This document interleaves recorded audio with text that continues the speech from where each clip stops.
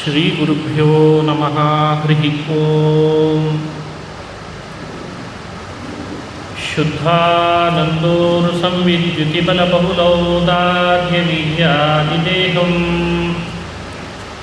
ಚಿಂತಾ ಸಂತಾಪಲೇಖೋದ್ಭವಮೃತಿಮುಖರಾಶೇಷದೋಷಾತಿದೂರಂ ಸದ್ಭಿರ್ವೈರಾಗ್ಯಭಕ್ತಿಶ್ರುತಿಮತಿನಿಯತಧ್ಯಾನಜ್ಞಾನಯೋಗಾತ್ ಗಮ್ಯಂ ವಂದೇ ಮುಕುಂದಾದಿಧಂ ಮಲಮಲಂ ಬ್ರಹ್ಮವೇದಾಂತವೇದ್ಯಂ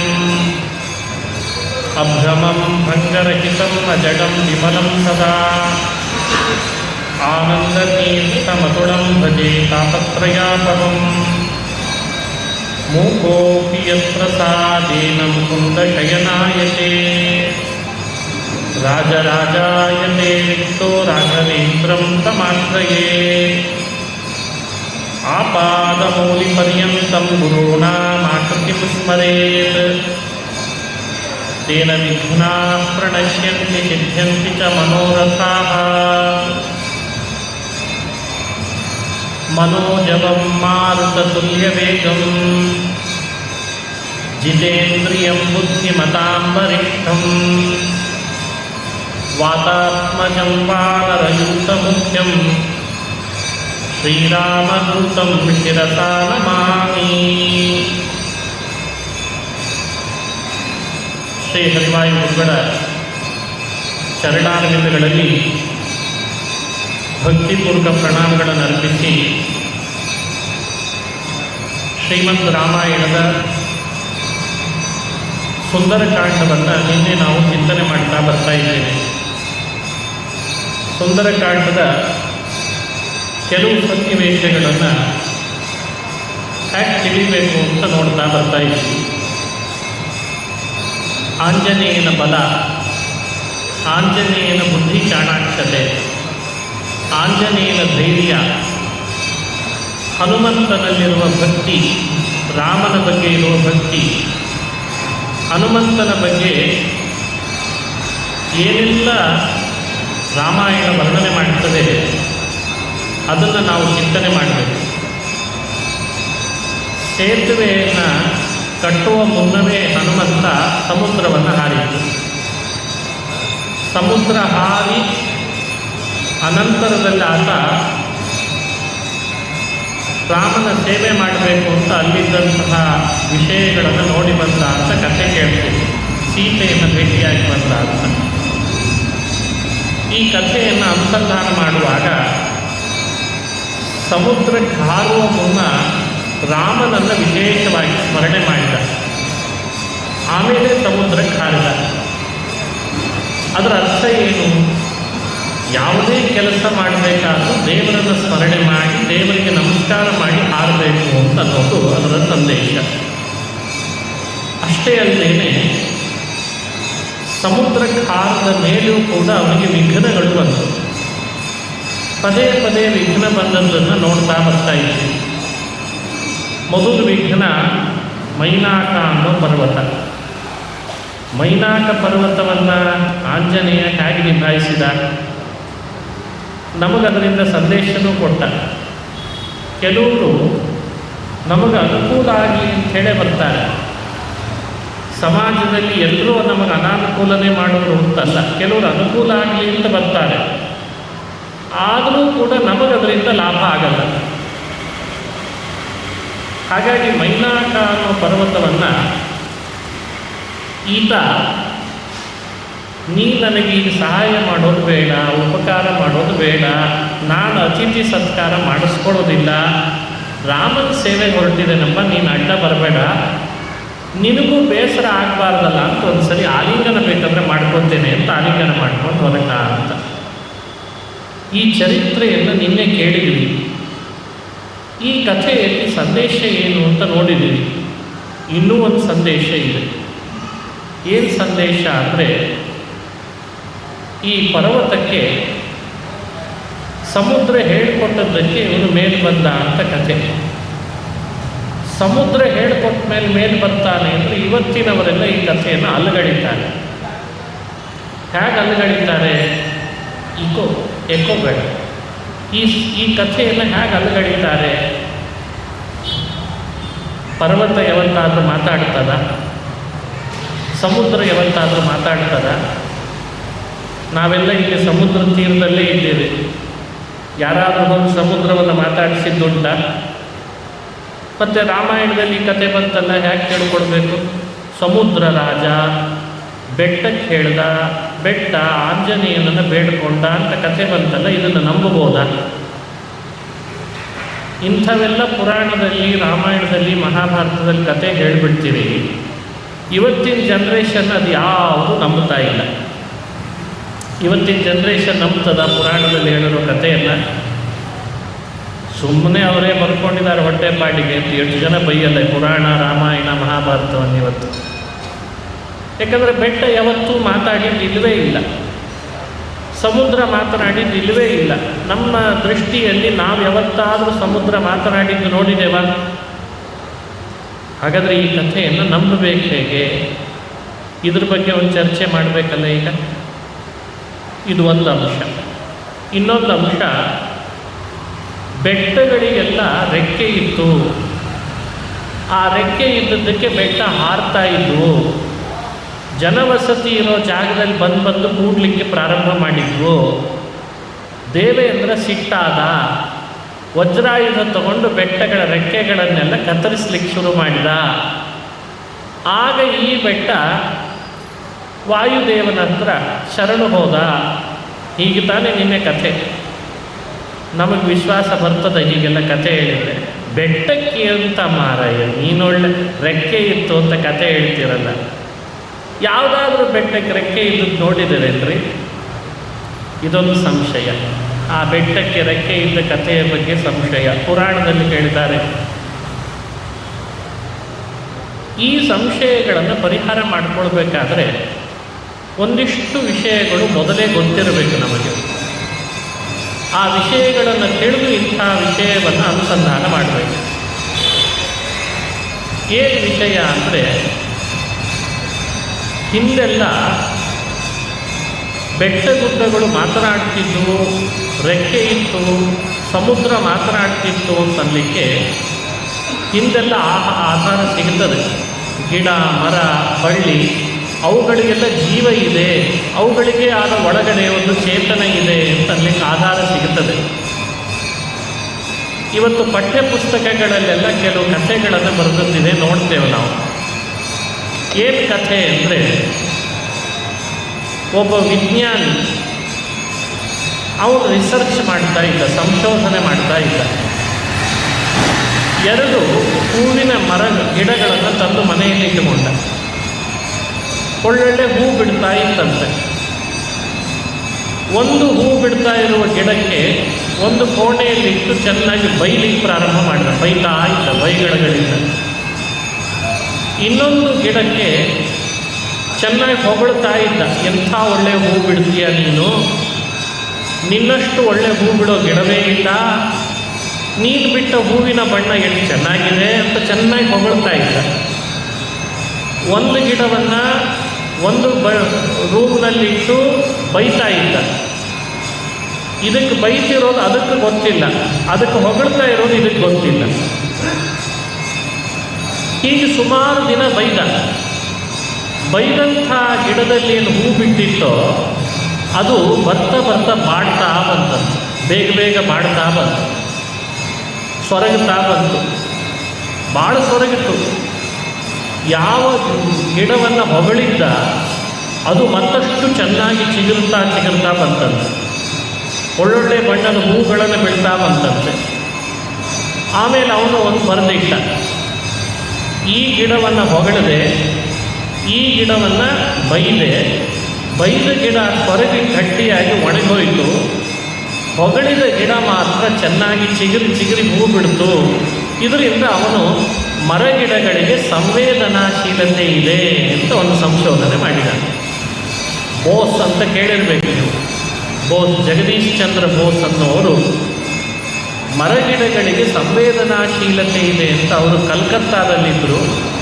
ಈ ಸಂಶೋಧನೆಯನ್ನು ತಮ್ಮ ಲ್ಯಾಬ್ನಲ್ಲಿ ಮಾಡಿ, ಗಿಡಗಳಿಗೆ ನಾವು ಬೈದದ್ದು ಅರ್ಥ ಆಗ್ತದೆ, ನಾವು ಹೊಗಳಿದ್ದು ಅರ್ಥ ಆಗ್ತದೆ, ನಾನು ಬೈದರೆ ಅದು ಒಣಗಬಾರ್ದಾಗಿತ್ತು, ನಾನು ಹೊಗಳಿದರೆ ಅದು ಚಿಗುರಬಾರ್ದಾಗಿತ್ತು ಅಂತ ಸಂಶೋಧನೆ ಮಾಡಿದ್ದಾರೆ. ಎಷ್ಟು ತಡವಾಗಿ ಸಂಶೋಧನೆ ಆಯಿತು ನೋಡಿ ಈ ವಿಷಯ. ವಾಸ್ತವಿಕವಾಗಿ ಈ ಅಂಶ ಮರಗಿಡಗಳಿಗೆ, ಬೆಟ್ಟಗಳಿಗೆ ಸಂವೇದನಾಶೀಲತೆ ಇದೆ ಅನ್ನೋ ವಿಷಯ ನಮ್ಮ ಪೂರ್ವಜರು ಪುರಾಣಗಳ ಮೂಲಕ ಮೊದಲೇ ಕಂಡುಹಿಡಿದಿದ್ದಾರೆ.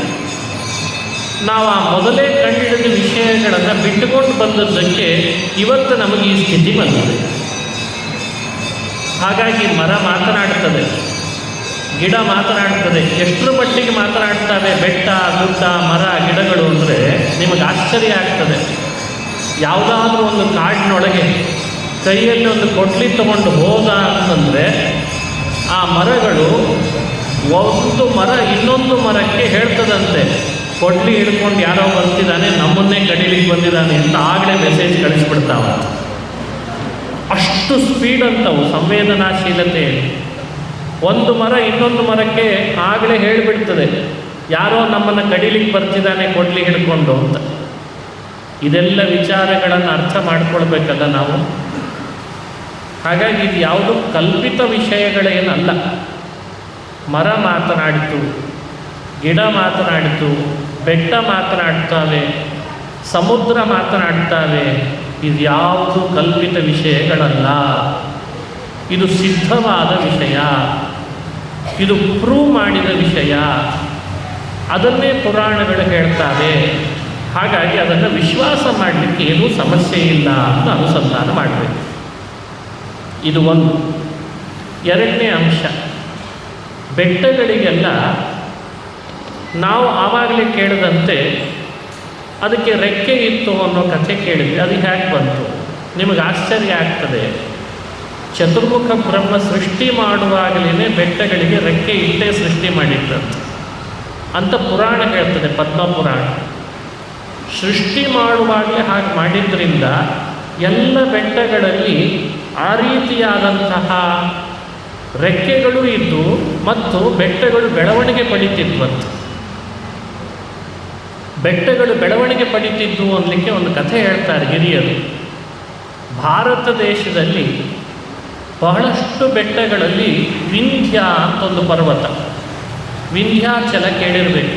ವಿಂಧ್ಯಾಚಲ ನಿವಾಸಿನಿ ಅಂತ ವರ್ಣನೆ ಮಾಡ್ತಾರಲ್ಲ, ವಿಂಧ್ಯ ಪರ್ವತ. ಆ ವಿಂಧ್ಯ ಪರ್ವತದ ಬೆಳವಣಿಗೆ ಬಹಳ ಆಯ್ತಂತೆ. ಎಷ್ಟು ಬಹಳ ಆಯಿತು ಅಂದರೆ ಸೂರ್ಯನ ಕಿರಣಗಳು ಯಾವುದು ಕೆಳಗೆ ಮೂಡದಷ್ಟು ಬರದಷ್ಟು ಬೆಳವಣಿಗೆ ಆಗಿಬಿಡ್ತು. ಅಷ್ಟೊಂದು ಬೆಳವಣಿಗೆ ಆದಾಗ ದೇವತೆಗಳಿಗೆ ಆಶ್ಚರ್ಯ ಆಗ್ತಾ ಇದೆ, ಬೆಟ್ಟ ಯಾವ ಪರಿ ಬೆಳೀತಾ ಇದೆ ಅಲ್ಲ. ಯಾರು ಅದನ್ನು ತಡೆಯೋದು? ಬೇಡವೋ ಇಷ್ಟು ಬೆಳಿಬೇಡವೋ ಅಂದರೆ ಅವನೇನು ಮಾತು ಕೇಳಲ್ಲ. ಬೆಳವಣಿಗೆ ಶಕ್ತಿ ಇತ್ತು, ಬೆಳೀತಾ ಇದ್ದ. ಅಗಸ್ತ್ಯ ಅಂತ ಋಷಿಗಳ ಹತ್ರ ಹೋದ್ರಂತೆ ದೇವತೆಗಳು. ಅಗಸ್ತ್ಯ ಋಷಿಗಳೇ, ನೀವೇ ಏನಾದರೂ ಮಾಡಿ ಬೆಳೀತಾ ಇರೋ ಬೆಟ್ಟವನ್ನು ಬೆಳಿಬೇಡ ಅಂತ ಹೇಳ್ರಿ. ನಿಮ್ಮ ಮಾತಿಗೆ ಸ್ವಲ್ಪ ಹೆದರ್ತಾನೆ, ಶಾಪ ಗೀಪ ಕೊಡ್ತಾರೆ ಋಷಿಗಳು ಅಂತ ಇನ್ಫ್ಲುಯೆನ್ಸ್ ಮಾಡಿ ಅಗಸ್ತ್ಯ ಋಷಿಗಳು ಉಪಾಯ ಮಾಡ್ತಾರೆ. ಈ ಪರಿ ಬೆಳೆದು ನಿಂತ ಅಂದರೆ ಇನ್ನು ಸೂರ್ಯನ ಕಿರಣ ಊರಿಗೆ ಬರಲ್ಲ, ಕಿರಣಕ್ಕೆ ತಡೆ ಆಗ್ತದೆ. ಅದಕ್ಕೆ ಇದರ ಬೆಳವಣಿಗೆಯನ್ನು ಏನಾದರೂ ಮಾಡಿ ಕಡಿಮೆ ಮಾಡಿಸಬೇಕು ಅಂತ ಅಗಸ್ತ್ಯ ಋಷಿಗಳು ಬೆಟ್ಟದ ಬಳಿಗೆ ಬಂದರು. ವಿಂಧ್ಯ ಪರ್ವತವನ್ನು ಮಾತನಾಡಿಸಿದ್ರಂತೆ.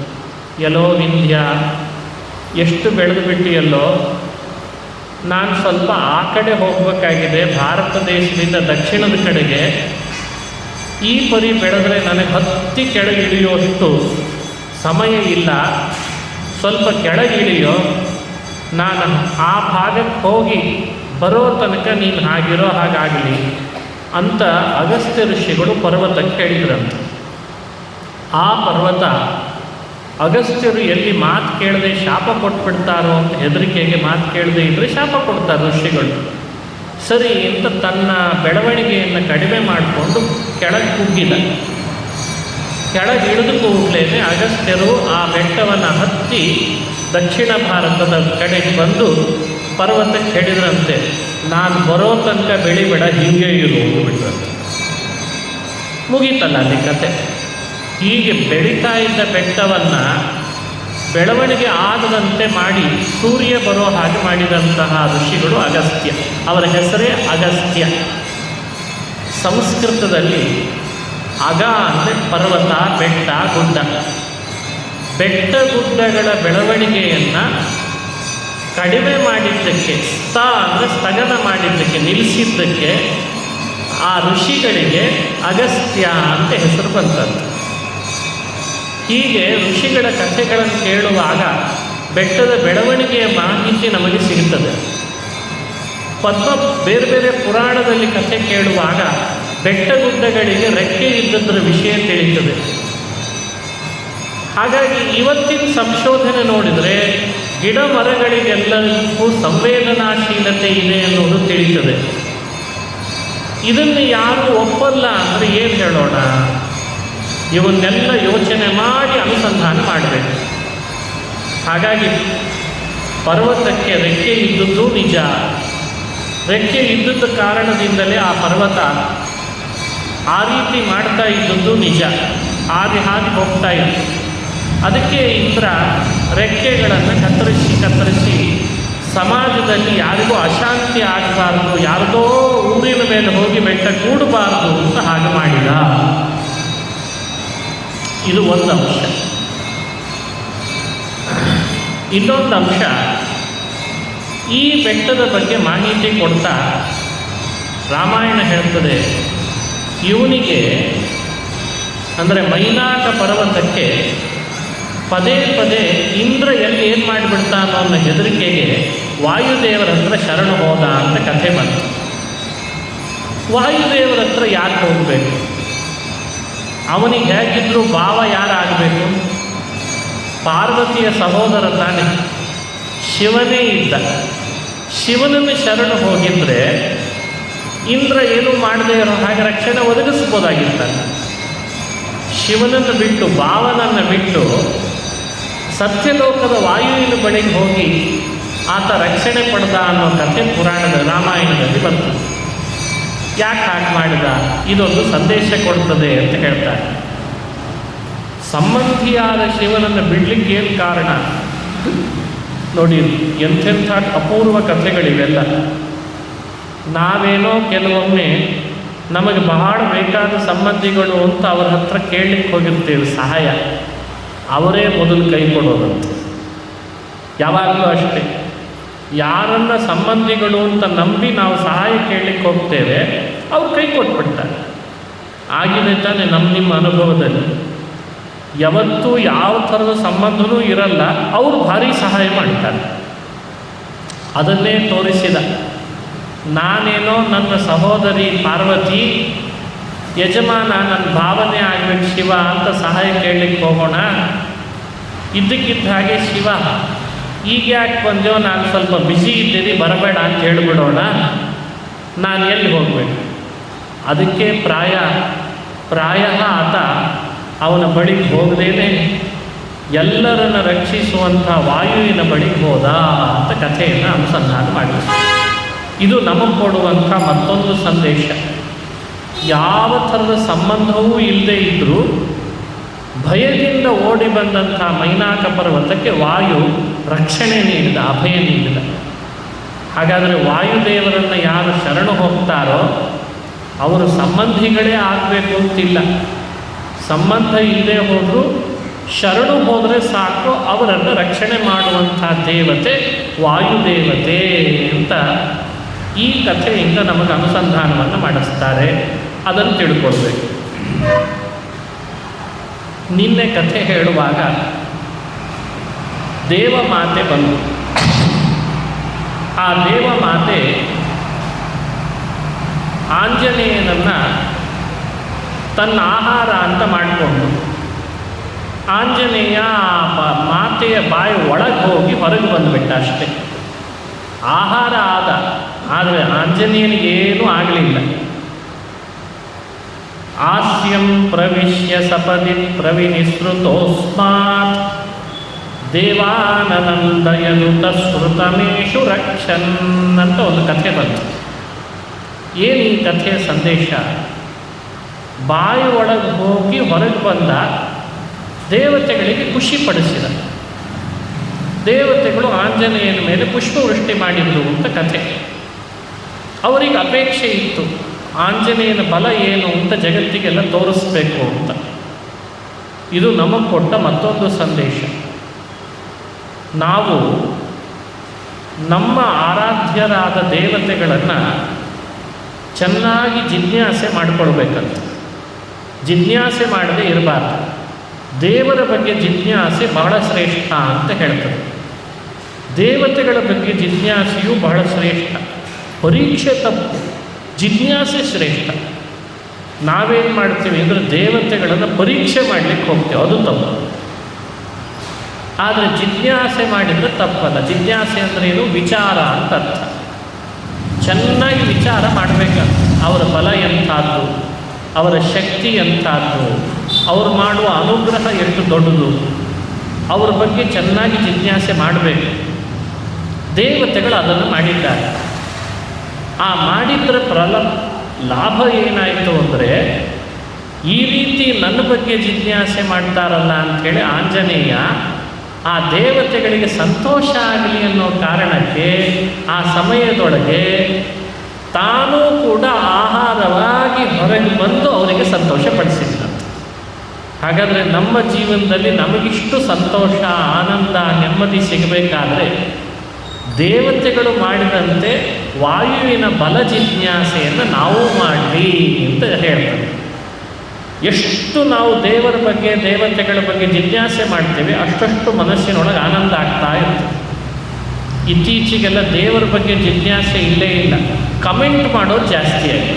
ಏನು ಕಮೆಂಟ್ ಮಾಡ್ತಾರೆ ಈಗೆಲ್ಲ, ಬಾ ಬಾ ಬಾ ಬಾ. ಕಮೆಂಟ್ ಮಾಡೋದು ಕಡಿಮೆ ಮಾಡಬೇಕು, ಜಿಜ್ಞಾಸೆ ಮಾಡೋದು ಜಾಸ್ತಿ ಆಗಬೇಕಂತ. ಅರ್ಜುನ ಶ್ರೀಕೃಷ್ಣನ ಹತ್ರ ಜಿಜ್ಞಾಸೆ ಮಾಡಿ ಮಾಡಿ ಭಗವದ್ಗೀತೆಯನ್ನೇ ಪಡೆದು ಬಿಟ್ಟ. ಜಿಜ್ಞಾಸೆಯ ಲಾಭ. ಧರ್ಮರಾಜ ಭೀಷ್ಮಾಚಾರ್ಯರ ಹತ್ರ ಸಾಕಷ್ಟು ಜಿಜ್ಞಾಸೆ ಮಾಡಿ ಮಾಡಿ ಅನುಶಾಸನ ಪರ್ವವನ್ನೇ ಚೆನ್ನಾಗಿ ಉಪದೇಶ ಮಾಡಿಸ್ಕೊಂಡ್ಬಿಟ್ಟ. ಉದ್ಧವ ಕೃಷ್ಣನ ಹತ್ರ ಜಿಜ್ಞಾಸೆ ಮಾಡಿ ಮಾಡಿ ಭಾಗವತ ಧರ್ಮವನ್ನೇ ಉಪದೇಶವಾಗಿ ಪಡ್ಕೊಂಡ. ಕೇಳಿದೇವಲ್ಲ ಇವೆಲ್ಲ ಪುರಾಣಗಳಲ್ಲಿ, ಮಹಾಭಾರತದಲ್ಲಿ. ನಮ್ಮಲ್ಲಿ ಆ ವಿಚಾರದ ಬುದ್ಧಿ ಇಲ್ಲ. ವೈಚಾರಿಕತೆ ಅನ್ನೋದು ಮನುಷ್ಯನಿಗೆ ಬಹಳ ಮುಖ್ಯ. ಅಲ್ಲೆಲ್ಲೂ ಕೂಡ ಕಡಿಮೆ ಆಗಬಾರ್ದು ಅಂತಾರೆ. ಹೀಗೆ ಮನುಷ್ಯನಲ್ಲಿರುವ ವೈಚಾರಿಕತೆ ಅವನಿಗೆ ಸಂತೋಷವನ್ನು ಉಂಟು ಮಾಡುತ್ತದೆ ಅಂತಂದಕ್ಕೆ ಈ ಚರಿತ್ರೆಯನ್ನು ಚಿಂತನೆ ಮಾಡುತ್ತಾರೆ. ಅದಾದ ಮೇಲೆ ಇನ್ನೊಂದು ಚರಿತ್ರೆಯನ್ನು ನಿನ್ನೆ ಕೇಳಿದ್ವಿ. ಛಾಯಾ ಅಂತ ಅವಳ ಹೆಸರು. ಅವಳಿಗೆ ಸಿಂಹಿಕಾ ಅಂತ ಕರೀತಾರೆ. ಛಾಯಾಗ್ರಹಂ ಪ್ರತಿದದರ್ಶ ಚ ಸಿಂಹಿಕಾಖ್ಯಂ ಅಂತ ಕರೆದಿದ್ದಾರೆ. ಛಾಯಾ ಅಂದರೆ ನೆರಳು. ನೆರಳನ್ನು ಹಿಡಿದು ಎಳಿತಾ ಎಳಿತಾ ಎಲ್ಲರನ್ನ ಕೊಲೆ ಮಾಡ್ತಿತ್ತು, ಕೊಂದಾಕ್ತಿದ್ದು, ನುಂಗಿ ಹಾಕ್ತಿದ್ದ. ಅಂಥ ಒಬ್ಬಳು ಇದ್ದು ಅವಳನ್ನು ರಾವಣ ತನ್ನ ಪಟ್ಟಣದ ರಕ್ಷಣೆಗೆ ಅಂತ ನೇಮಕ ಮಾಡಿದ್ದ.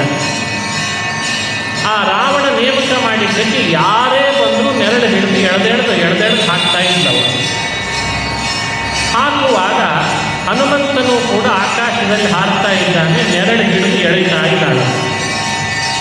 ನೆರಳು ಹಿಡಿದು ಎಳೆಯೋದನ್ನು ನೋಡಿದ ಹನುಮಂತ ತಾನೂ ಬಂದ. ಗೊತ್ತಾಯ್ತು ಅವನಿಗೆ, ಇವಳಿಗೆ ವರಬಲ ಇದೆ, ನನ್ನೂ ನುಗ್ಗುತ್ತಾಳೆ, ಇವಳನ್ನು ಸುಮ್ಮನೆ ಬಿಡಬಾರ್ದು ರಾಕ್ಷಸಿಯನ್ನ ಅಂತ ಆಂಜನೇಯ ಅವಳಿಗೆ ಎಳೆದಾಗ ಬಂದಂತೆ. ಎಳೆದಾಗ ಬಂದು ಏನು ಮಾಡಿದ ಅಂದರೆ ಅವಳ ಶರೀರದ ಒಳಗೆ ಪ್ರವೇಶ ಮಾಡಿದ. ಅವಳ ದೇಹದೊಳಗೆ ಹೋದ. ದೇಹದೊಳಗೆ ಹೋಗಿ ಹೊರಬರುವಾಗ ಆಂಜನೇಯನ ಒಂದೊಂದು ಉಗುರುಗಳು ಬಹಳ ತೀಕ್ಷ್ಣವಾಗಿತ್ತಂತೆ, ಸಿಂಹದ ಹಾಗಿತ್ತಂತೆ, ಸಿಂಹದ ಉಗುರಿದ್ದ ಹಾಗಿತ್ತು ಆಂಜನೇಯನಿಗೆ. ಹೊರಬರುವಾಗ ಅವಳ ಶರೀರವನ್ನು ಸೀಳ್ಕೊಂಡು ಹೊರಗೆ ಬಂದ್ಬಿಟ್ಟು ಉಳಿಲೇ ಇಲ್ಲ. ಸಿಂಹಿಕೆ ಸತ್ತೇ ಹೋದ್ರು. ಛಾಯಾಗ್ರಹಂ ಪ್ರತಿದದರ್ಶ ಚ ಸಿಂಹಿಕಾಖ್ಯಂ ಅಂತ ಹೀಗೆ ಅವಳ ಶರೀರವನ್ನು ಸೀಳಿ ಹೊರಗೆ ಬಂದಾಗ ಎರಡು ಹೋಳಾಗಿ ಕೆಳಗೆ ಬಿಟ್ಟಂತೆ. ಆಂಜನೇಯನಿಗೆ ಏನಾಗಲಿಲ್ಲ, ಹೊರಗೆ ಆರಾಮಾಗಿ ಬಂದುಬಿಟ್ಟ. ಹೀಗೆ ಛಾಯಾಗ್ರಹವನ್ನು ಆಂಜನೇಯ ಸಂಹಾರ ಮಾಡಿದ ಅನ್ನೋ ಕಥೆ ರಾಮಾಯಣದಲ್ಲಿ ಬರ್ತದೆ. ಏನಿದರ ಸಂದೇಶ? ಇದು ಮೂರನೇ ವಿಘ್ನ. ಆಂಜನೇಯ ಆಕಾಶದಲ್ಲಿ ಹೊರಟಾಗಿ ಬಂದದ್ದು ಮೂರನೇ ವಿಘ್ನ. 8 ವಿಘ್ನ ಬಂದಿದೆ ನೋಡ್ರಿ ಅವನು. ಮೂರನೇ ವಿಘ್ನವನ್ನು ಹ್ಯಾಕ್ ಪರಿಹಾರ ಮಾಡೋಣ ಅಂತ ಕಥೆ ಕೇಳಿದ್ವಿ. ನಮಗೊಂದು ಸಂದೇಶ ಕೊಡ್ತದೆ ಅಂತ ಹೇಳ್ತಾರೆ. ಸಂದೇಶ ಏನು? ಇವತ್ತೂ ಕೂಡ ಛಾಯಾಗ್ರಹಗಳು ಬಹಳ ಇದ್ದಾವೆ. ಒಂದೇ ಎರಡೇ ಛಾಯಾಗ್ರಹ, ಬಹಳಷ್ಟು ಛಾಯಾಗ್ರಹಗಳಿದ್ದಾವೆ ಇವತ್ತು. ಏನು ಛಾಯಾಗ್ರಹ ಅಂದ್ರೆ ಅರ್ಥ? ನೆರಳನ್ನು ತೋರಿಸಿ ಸಮಾಜವನ್ನು ಮೋಸ ಮಾಡೋದಂತ. ಎಷ್ಟು ಜನ ಛಾಯಾಗ್ರಾಹಕರಿಲ್ಲ ಇವತ್ತು. ಇವತ್ತು ಮೊಬೈಲ್ ಹಿಡ್ಕೊಂಡು ಕೂತ್ಕೊಂಡ್ಬಿಟ್ರೆ ರೀಲ್ಸ್ ನೋಡ್ತಾನೇ ಇರ್ತೀವಿ. ಕಾಲ ಹೋಗಿದ್ದೇ ಗೊತ್ತಾಗಲ್ಲ. ಮೊಬೈಲ್ ಮಾತ್ರ ಹಿಡ್ಕೊಂಡು ಮಲಗಿದಾಗಲೂ ಮೊಬೈಲ್ ಇರ್ತದೆ ಪಕ್ಕದಲ್ಲಿ, ಅದು ಓಡ್ತಾನೇ ಇರ್ತದೆ. ಅಂದರೆ ಮನುಷ್ಯರಿಗೆ ನೆರಳನ್ನು ತೋರಿಸಿ ಬೇರೆ ದಾರಿಗೆ ಕರ್ಕೊಂಡು ಹೋಗುವ ಛಾಯಾಗ್ರಹದಂತೆ ಈ ಛಾಯಾ ಅನ್ನುವಂಥ ಅಸುರಿ ಅಂತ ತಿಳ್ಕೊಳ್ಬೇಕು. ಸಮಾಜದಲ್ಲಿ ಸಾಕಷ್ಟು ಜನ ಇಂಥವರು ಇದ್ದಾರೆ. ಈಗಂತೂ AI ಅಂತ ಒಂದು ಬಂದಿದೆ, ನಿಮಗೆ ಗೊತ್ತಿರಬೇಕದು. ನೀವೇನೂ ಮಾಡೋದೇ ಬೇಕಾಗಿಲ್ಲ, ಅದೇ ಎಲ್ಲ ಮಾಡಿ ತೋರಿಸ್ಬಿಡ್ತದೆ. ಅಂಥ ಛಾಯಾಗ್ರಹವನ್ನು ಆಂಜನೇಯ ಶೀಳಿ ಸಂಹಾರ ಮಾಡಿದ ಅನ್ನೋ ಕಥೆಯನ್ನು ಯಾರು ಕೇಳ್ತಾರೆ ಅವರಿಗೊಂದು ತಿಳುವಳಿಕೆ ಕೊಡ್ತಾನೆ. ಅಪ್ಪಿ ತಪ್ಪಿ ಛಾಯೆಗೆ ವಶರಾಗಬೇಡಿ, ನೆರಳಿಗೆ ವಶರಾಗಬೇಡ್ರಿ. ಅದು ನಿಮ್ಮನ್ನೇ ನುಂಗು ಹಾಕ್ತದೆ. ನಿಮ್ಮ ಜೀವನದೊಳಗೆ ಎಲ್ಲೂ ಏಳಿಗೆ ಇಲ್ಲದಂತೆ ನಿಮ್ಮನ್ನು ಕಟ್ಟಿ ಹಾಕ್ತದೆ. ನೀವೇ ಛಾಯೆಯನ್ನು ಬೇಕಾದರೆ ಸಂಹಾರ ಮಾಡಿ ಮುನ್ನುಗ್ರಿ ಅಂತ ಸಮಾಜಕ್ಕೆ ತೋರಿಸ್ತಾ ಇದ್ದಾನೆ. ವರಬಲದಿಂದ ಅವಧ್ಯವಾದಂಥ ಛಾಯಾಗ್ರಹವನ್ನು ಹನುಮಂತ ಸಂಹಾರ ಮಾಡಿದ. ಮೂರನೇ ವಿಘ್ನ ಪರಿಹಾರ ಮಾಡಿಕೊಂಡ. ಅಲ್ಲಿಂದ ಮತ್ತೆ ಆಕಾಶಕ್ಕೆ ನೆಗೆದ. ಆಕಾಶದಲ್ಲಿ ಹಾರಿ ಲಂಕಾಪಟ್ಟಣದ ಹತ್ತಿರ ಬಂದಾಗ ಮೇಲಿನಿಂದ ನೋಡಿದ್ದಂತೆ ಇದೇ ಲಂಕಾಪಟ್ಟಣ ಅಂತ ಗೊತ್ತಾಯಿತು. ಲಂಕಾಪಟ್ಟಣಕ್ಕೆ ಸುತ್ತಲೂ ಬಂಗಾರದ ಪಟ್ಟಣ ಆದ್ದರಿಂದ ಎಲ್ರಿಗೂ ಒಳಗೆ ಬರಲಿಕ್ಕೆ ಅವಕಾಶ ಇರಬಾರ್ದು ಅಂತ ದೊಡ್ಡ ದೊಡ್ಡ ಗೋಡೆಗಳನ್ನು ಕಟ್ಟಿಸಿದ್ದಂತೆ. ದೊಡ್ಡ ಗೋಡೆ, ಪ್ರಾಕಾರ. ಒಂದು ದೊಡ್ಡ ಪ್ರಾಕಾರದ ತುದಿ ಭಾಗದಲ್ಲಿ ಆಂಜನೇಯ ಇಳಿದು ಯೋಚನೆ ಮಾಡ್ತಾನೆ, ಈ ಎತ್ತರದ ರೂಪದಿಂದ ಒಳಗೆ ನುಗ್ಗಿದ್ರೆ ಯಾರೋ ಬಂದ ಅಂತ ಗಲಾಟೆ ಆಗ್ತದೆ ರಾಕ್ಷಸರ ಮಧ್ಯದಲ್ಲಿ. ಇದು ರಾಕ್ಷಸರ ಪಟ್ಟಣ ಆದ್ದರಿಂದ ನಾನು ಬಂದದ್ದು ಕೆಲಸ ಕೆಟ್ಟು ಹೋಗ್ತದೆ. ಕೆಲಸ ಕೆಡಬಾರದು, ಒಳಗೆ ಹೋಗಿರಬೇಕು. ಏನು ಮಾಡೋಣ? ಈ ರೂಪದಿಂದ ಹೋಗೋದು ಬೇಡ ಅಂತ ಅನಿಸಿ ತನ್ನ ಎತ್ತರದ ರೂಪವನ್ನು ಕುಗ್ಗಿಸ್ಕೊಂಡ. ಮೊದಲು ಎತ್ತರ ಮಾಡಿಕೊಂಡಿದ್ದ, ಆಮೇಲೆ ಕುಗ್ಗಿಸ್ಕೊಂಡ. ಎಷ್ಟು ಕುಗ್ಗಿದ ಅಂದರೆ ಆಂಜನೇಯ ಬೆಕ್ಕಿನಷ್ಟು ಸಣ್ಣ ರೂಪ ತಗೊಂಡಂತ. ಬೆಕ್ಕಿನಷ್ಟು ಸಣ್ಣ ರೂಪ ತಗೊಂಡ. ಸಣ್ಣ ರೂಪ ತಗೊಂಡು ಒಳಗೆ ಹೋಗಬೇಕು ಅಂತ ಹೊರಟ. ಒಳಗೆ ಹೊರಟಿದ್ದಾನೆ. ಇದ್ದಕ್ಕಿದ್ದ ಹಾಗೆ ಮತ್ತೊಬ್ಬಳು ಬಂದಂತ. 3 ಜನ ಹೆಣ್ಮಕ್ಳು ಬಂದಿದ್ದಾರೆ ಸುಂದರಕಾಂಡದಲ್ಲಿ, ಒಬ್ಬರಲ್ಲ ಇಬ್ಬರಲ್ಲ. ಮೊದಲು ಬಂದದ್ದು ಕರೆದ್ರು, ಆಮೇಲೆ ಬಂದವಳು ಸಿಂಹಿಗೆ, ಈಗ ಬಂದ್ಲಲ್ಲ ಮತ್ತೊಬ್ಬಳು. ಅವಳು ಯಾರು? ಲಂಕಾಪಟ್ಟಣದ ದೇವತೆ ಬಂದಿದ್ದಾಳಂತೆ, ಲಂಕಿಣಿ ಅಂತ ಅವಳ ಹೆಸರು. ದುರ್ಗಾದೇವಿಯ ಪರಿವಾರದಲ್ಲಿ ಅವಳು ಒಬ್ಬಳು. ಅವಳ ಹೆಸರೇ ಲಂಕಿಣಿ. ಲಂಕಿಣಿ, ಶಾಕಿಣಿ, ಡಾಕಿಣಿ ಅಂತೆಲ್ಲ ಹೇಳ್ತಾರೆ. ಅವಳಲ್ಲಿ ಲಂಕಿಣಿ. ಅವಳು ಲಂಕೆಯನ್ನು ನೋಡ್ಕೊಳ್ಳೋಳು. ಅವಳು ಬಂದಿದ್ದಾಳೆ. ಅವಳು ಬಂದು ಒಳಗೆ ಹೋಗ್ತಿದ್ದ ಆಂಜನೇಯನನ್ನು ಕೈ ಹಿಡಿದು ತಡೆದು, ದಂಡ ಹಿಡಿದು ತಡೆದು, ಹೋಗಬೇಡ, ಇದು ರಾವಣನ ಅಂತಃಪುರ, ರಾವಣನ ಪಟ್ಟಣ, ರಾಕ್ಷಸರ ಪಟ್ಟಣ. ನನ್ನನ್ನು ಇಲ್ಲಿ ನಿಲ್ಲಿಸಿದ್ದೆ ಯಾರನ್ನೂ ಒಳಗೆ ಬಿಡಬೇಡ ಅಂತ. ನೀನು ಒಳಗೆ ನುಗ್ತಾ ಇದ್ದಿ, ನಾನು ನುಗ್ಲಿಕ್ಕೆ ಬಿಡಲ್ಲ ನಿನ್ನ ಅಂತ ತಡೆದ್ನಂತ. ರಾವಣನ ಪುರ ಇದು, ಒಳಗೆ ನುಗ್ಗಬೇಡ ಅಂದಾಗ ಆಂಜನೇಯ ಸಿಟ್ಟಾಗಿ ಒಂದು ಬಿಟ್ಟನಂತೆ ಆ ಲಂಕಿಣಿಗೆ ಹೇಳ್ತೇನೆ, ಜೋರಾಗೇ ಬಿಟ್ಟಿದ್ದಾನೆ. ಸತ್ತಿರಬಾರ್ದು, ಸಾವು ಬರಬಾರ್ದು ಅವಳಿಗೆ, ಆದರೆ ಏಟು ಜೋರಾಗಬೇಕು. ಎಂಥ ಏಟು ಅಂದರೆ ಹನುಮಂತ ಕೊಟ್ಟ ಏಟಿದೆ ಅಲ್ಲ, ಆ ಲಂಕಿಣಿ ಹಿಂದೆ ಬ್ರಹ್ಮದೇವರ ಹತ್ರ ಕೇಳಿದ್ಲಂತೆ, ಚತುರ್ಮುಖ ಬ್ರಹ್ಮನ ಹತ್ರ, ನಾನು ಈ ಪಟ್ಟಣ ಬಿಟ್ಟು ಹೋಗ್ತೇನೆ, ನನಗೆ ಬೇಡ ಇದು ಅಂತ ಅಂದಿದ್ಲಂತೆ ಲಂಕೇಣಿ. ಯಾಕಂದ್ರೆ ಅನ್ಯಾಯ ಮಾಡ್ತಾನೆ, ಕೊಲೆ ಮಾಡ್ತಾನೆ, ಸುಲಿಗೆ ಮಾಡ್ತಾನೆ ರಾವಣ, ಅಂಥವ್ರ ಪಟ್ಟಣ ಕಾಯ್ಕೊಂಡು ನಾನು ಯಾಕಿರಬೇಕು ಅಂತ ಬ್ರಹ್ಮದೇವರ ಹತ್ರ ಕೇಳ್ಕೊಂಡಿದ್ಲಂತೆ ಲಂಕೇಣಿ ಹೋಗಿ.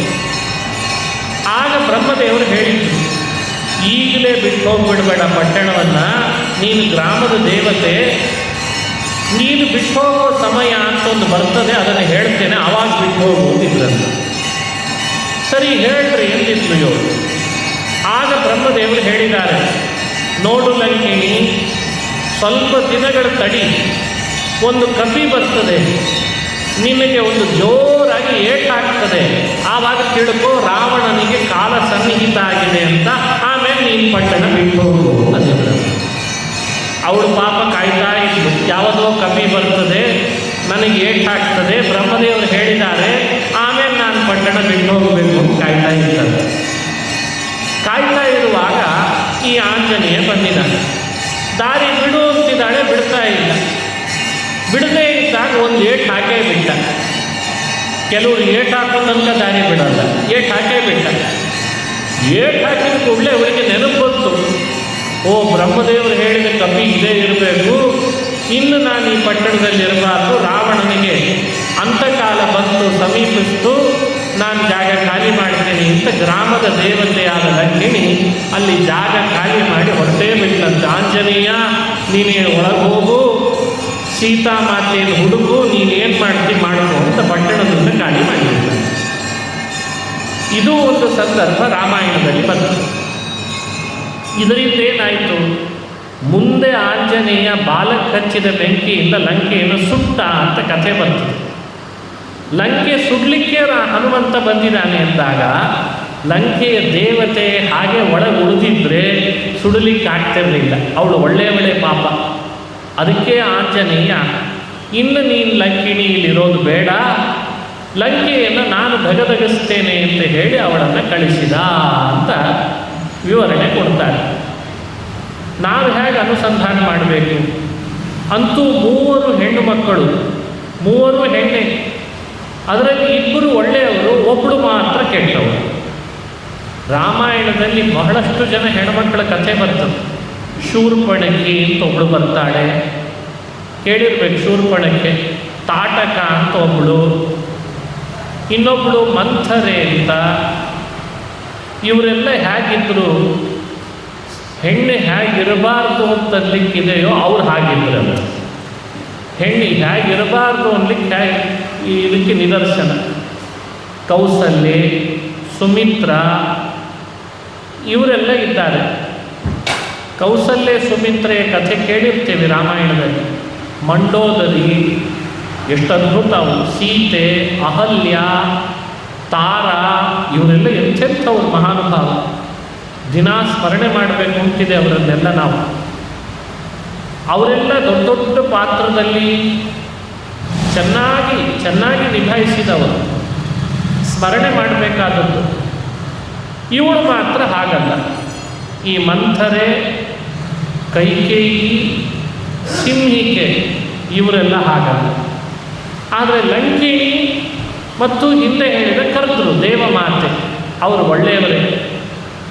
ಅದಕ್ಕೆ ಹನುಮಂತ ಏನು ಮಾಡಿದ, ಒಳ್ಳೆಯವಳಾದಂತಹ ದೇವಮಾತೆಗಾಗಲಿ ಒಳ್ಳೆಯವಳೇ ಆದಂತಹ ಲಂಕಿಣಿಗಾಗಲಿ ಸಾವು ಬರೋ ಹಾಗೆ ಮಾಡಲಿಲ್ಲ.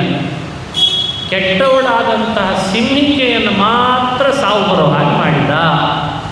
ಹಾಗಾಗಿ ಒಳ್ಳೆಯವರಿಗೆ ಒಳ್ಳೆಯ ಥರನೇ ನೋಡ್ಕೊಳ್ತಾನೆ, ಕೆಟ್ಟವರಿಗೆ ಕೆಟ್ಟ ಥರದ ಶಿಕ್ಷೆಯನ್ನೇ ಹಾಕ್ತಾನೆ ಅಂತ ಆಂಜನೇಯನ ಈ ಕಥೆಯನ್ನು ಈ ರೀತಿ ಅನುಸಂಧಾನ ಮಾಡಬೇಕು ಅಂತ ತಿಳಿಸ್ತಾರೆ. ಸರಿ, ಆಂಜನೇಯ ಒಳಗೆ ನುಗ್ಗಬೇಕು. ಬೆಕ್ಕಿನಷ್ಟು ಸಣ್ಣ ರೂಪ ತಗೊಂಡಿದ್ದ, ಒಳಗೆ ನುಗ್ಗೇ ಬಿಟ್ಟ. ನುಗ್ಗಿದ ಕೂಡಲೇ ಹುಡುಕ್ಲಿಕ್ಕೆ ಪ್ರಾರಂಭ ಮಾಡಿದ. ಅಲ್ಲಿ ಇಲ್ಲಿ ಅಲ್ಲಿ ಅಂತ ವಾಲ್ಮೀಕಿ ರಾಮಾಯಣ ಬಹಳ ಚೆನ್ನಾಗಿ ಹೇಳ್ತದೆ ಇದನ್ನು. ಎಷ್ಟು ಹುಡುಕಿದ ಅಂದ್ರಿ ಆಂಜನೇಯ, ಏನೂ ಗೊತ್ತಿಲ್ಲದವನಂತೆ ಹುಡುಕಿದ್ನಂತೆ. ಅವತ್ತಿನ ರಾತ್ರಿ ಒಂದು ಕಡೆಗೆ ಹೋದ, ಬರೀ ಮಾಂಸದ ಮುದ್ದೆ, ಇನ್ನೊಂದು ಕಡೆಗೆ ಹೋದ ಹೆಂಡದ ಪಾತ್ರೆಗಳು, ಇನ್ನೊಂದು ಕಡೆ ರಾಕ್ಷಸಿಯರ ಮಿಲನದ ದೃಶ್ಯ. ರಾಕ್ಷಸಿಯರು ಅಲ್ಲಲ್ಲಿ ವಿವಸ್ತ್ರರಾಗಿದ್ದಾರೆ. ಹುಡುಕ್ತಾನೆ, ಸೀತೆ ಸಿಗ್ತಾ ಇಲ್ಲ. ಮನೆ ಹಾರ್ತಾನೆ, ನೋಡ್ತಾನೆ, ಯಾರೂ ಇಲ್ಲ. ಮನೆ ಹಾರ್ತಾನೆ, ಯಾರೂ ಕಾಣಿಸ್ತಾ ಇಲ್ಲ. ರಾವಣನ ಅಂತಃಪುರದ ಒಳಗೂ ಹೋಗಿಬಿಟ್ಟ. ರಾವಣನ ಅಂತಃಪುರದ ಒಳಗೆ ಹೋಗಿ ನೋಡಿದರೆ ಮಂಡೋದರಿಯನ್ನು ಗಟ್ಟಿ ಆಲಿಂಗಿಸ್ಕೊಂಡು ರಾವಣ ಮಲಗಿದ್ದ. ಮಂಡೋದರಿ ಬಹಳ ಸುಂದರಿ. ಅವಳನ್ನು ನೋಡಿ ಆಂಜನೇಯ ಇವಳೇ ಸೀತೆನ ಅಂತ ಭ್ರಮಿಸಿದ್ನಂತೆ ಮೊದಲು. ಎಷ್ಟು ಸುಂದರಳಿದ್ದಾಳಲ್ಲ ಅಂತ. ಆದರೆ ಅವಳು ಸೀತೆ ಅಲ್ಲ, ಇವಳೇ ಸೀತೆನ ಅಂತ ಭ್ರಮ ಬಂತಂತ. ಆಮೇಲೆ ಮೆಲ್ಲನೆ ಯಾರು ಈ ಪುರುಷ ಅಂತ ನೋಡ್ತಾನೆ, 10 ತಲೆ, ಇವಳು ಸೀತೆ ಅಲ್ಲ ಅಂತಂದ. ಸೀತಾಮಾತೆ ಪರಪುರುಷರೊಟ್ಟಿಗೆ ಇರೋಳಲ್ಲ, ಇವಳು ಸೀತೆ ಆಗಲಿಕ್ಕೆ ಸಾಧ್ಯವೇ ಇಲ್ಲ ಅಂತ ನಿರ್ಧಾರ ಮಾಡಿಕೊಂಡ. ಹೀಗೆ ಬೇರೆ ಬೇರೆ ಮನೆಗಳಿಗೆ ನುಗ್ಗಿ ಅಲ್ಲಲ್ಲೇ ಇದ್ದಂತಹ ಸ್ತ್ರೀಯರನ್ನು ನೋಡಿ ಇವಳು ಸೀತೆನಾ ಅಂತ ಎಲ್ಲ ಕಡೆಯಲ್ಲಿ ನೋಡ್ಕೊಂಡು ಬಂದ. ಯಾರೂ ಅಲ್ಲ ಅಂತ ಅವನಿಗೆ ನಿರ್ಧಾರ ಆಗ್ತಿರ್ಲಿಕ್ಕೆ ಮುಂದೆ ಸಾಕ್ತಾ ಇದ್ದಾನೆ.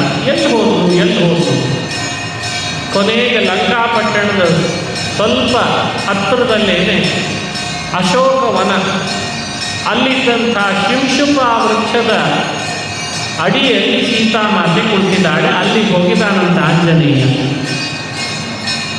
ಮಾರ್ಗಮಾಣೋ ಬಹಿಶ್ಚಾಂತಃ ಸೋಶೋಕವನಿಕಾತಲೇ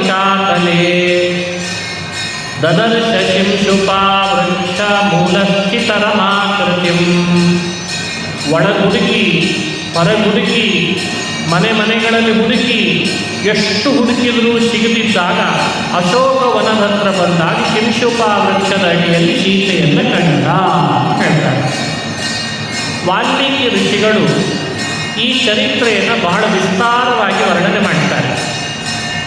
ಆಂಜನೇಯ ಇಷ್ಟೆಲ್ಲ ಹುಡುಕಿದ್ರು ಮೊದಲು ಸೀತೆ ಸಿಗದೇ ಇದ್ದಾಗ ಒಂದು ದೊಡ್ಡ ಮರದ ಮೇಲೆ ಏರಿ ಕೂತ್ಕೊಂಡು ಆಲೋಚನೆ ಮಾಡ್ತಾ ಇದ್ದಾನೆ.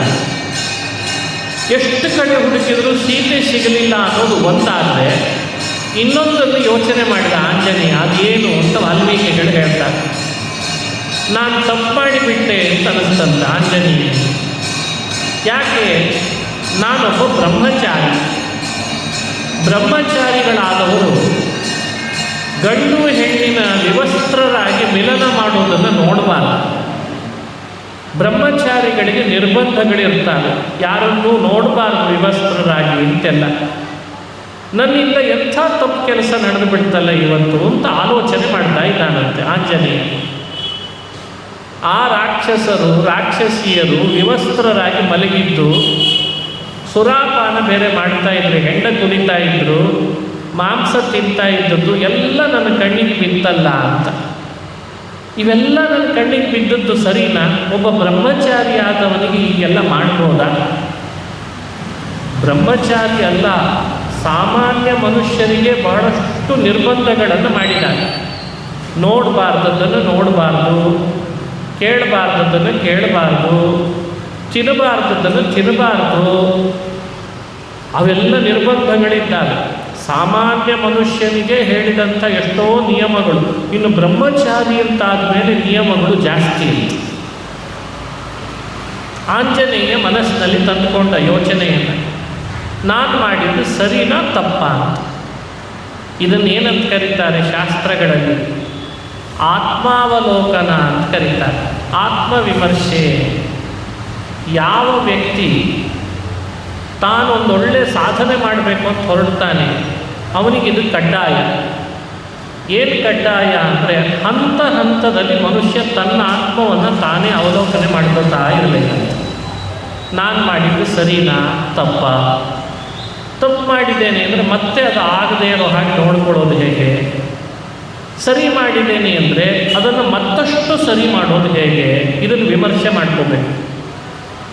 ಎಲ್ಲಿವರೆಗೂ ಮನುಷ್ಯ ಆತ್ಮಾವಲೋಕನ ಮಾಡ್ಕೊಳ್ಳೋದಿಲ್ಲ, ಅಲ್ಲಿವರೆಗೂ ತಾನು ಯಂತ್ರಕ್ಕೆ ಬೆಳೀಲಿಕ್ಕೆ ಅವಕಾಶ ಇಲ್ಲ. ಅದನ್ನು ಇಲ್ಲಿ ವಿವರಣೆ ಮಾಡ್ತಾ ಇದ್ದಾರೆ. ಆಂಜನೇಯ ಕೂತ್ಕೊಂಡು ಆಲೋಚನೆ ಮಾಡೋದೇ ಅದನ್ನೇ ಅಂತ. ನಾ ಮಾಡಿದ್ದು ಸರಿಯಾ? ಹುಡುಕ್ಲಿಕ್ಕೇನೋ ಬಂದದ್ದು ಸೀತೆಯನ್ನು, ಬಂದದ್ದು ರಾಮನ ಸೇವೆ ಮಾಡಲಿಕ್ಕೆ ಅಂತ. ಆದರೆ ನನ್ನಿಂದ ನಡೆದದ್ದೇನು? ನೋಡಬಾರ್ದ ದೃಶ್ಯ ಕಣ್ಣಿನಿಂದ ನೋಡಿಬಿಟ್ಟೆ. ನಾನು ಎಂದೂ ಮೂಸಿರಲಿಲ್ಲ, ಅಂಥ ಮಾಂಸದ ವಾಸನೆಯೆಲ್ಲ ಮೂಗಿಗೆ ಬಡಿದ್ಬಿಡ್ತು, ಹೆಂಡದ ವಾಸನೆ ಬೇರೆ ಬಡಿದ್ಬಿಡ್ತು.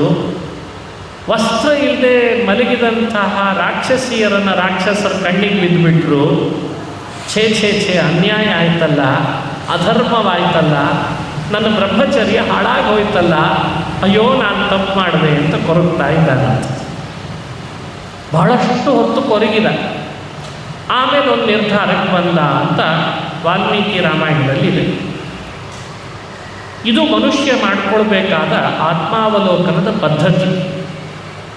ತಾನು ಮಾಡಿದ ಪ್ರತಿ ಕೆಲಸವನ್ನು ತಾನೇ ಸೂಕ್ಷ್ಮ ದೃಷ್ಟಿಯಿಂದ ಅವಲೋಕನೆ ಮಾಡಬೇಕು. ನನ್ನ ಬದುಕಿನಲ್ಲಿ ನಾನು ತಗೊಂಡ ಈ ನಿರ್ಧಾರ ಸರಿನಾ ತಪ್ಪ? ಯಾವತ್ತಾದರೂ ಮಾಡ್ಕೊಂಡಿದ್ದೇವ? ಕೆಲವರು ಮಾಡ್ಕೊಂಡಿರ್ತಾರೆ. ಯಾರ್ಯಾರು ಮಾಡ್ಕೊಂಡಾರೋ ಅವರೆಲ್ಲ ಎತ್ತರಕ್ಕೆ ಹೋಗಿರ್ತಾರೆ. ಯಾರು ಇದನ್ನು ಮಾಡಿಕೊಂಡಿಲ್ಲ ಅವರು ಇನ್ನೂ ಕೆಳಗೇ ಇರ್ತಾರೆ.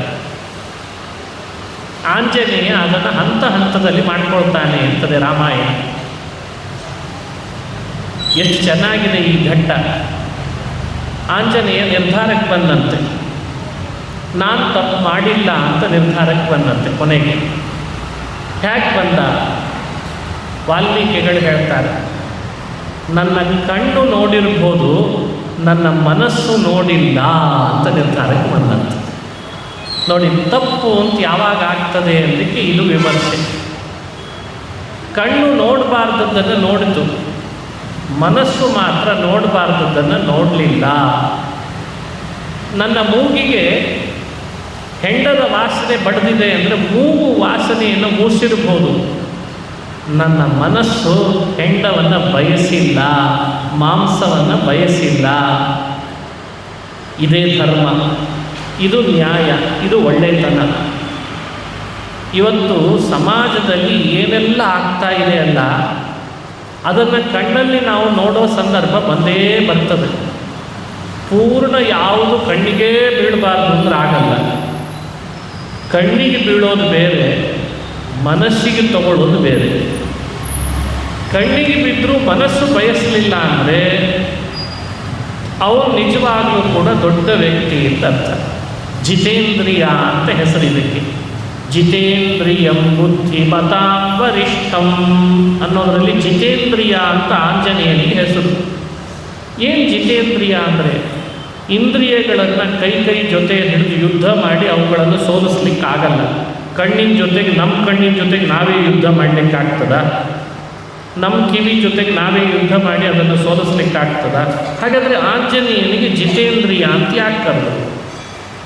ಇದೇ ಜಿತೇಂದ್ರಿಯ ಅಂದರೆ ಕಣ್ಣು ನೋಡಿದರೂ ಮನಸ್ಸು ನೋಡದಂತೆ ಮಾಡ್ತಾನೆ, ಕಿವಿಯಿಂದ ಕೇಳಿದರೂ ಮನಸ್ಸು ಕೇಳದಂತೆ ಮಾಡ್ಕೊಳ್ತಾನೆ, ಮೂಗಿನಿಂದ ಮೂಸಿದರೂ ಮನಸ್ಸು ಅದನ್ನು ಬಯಸದಂತೆ ಮಾಡ್ತಾನಲ್ಲ, ಇವನಿಗೆ ಜಿತೇಂದ್ರಿಯ ಅಂತ ಹೆಸರು.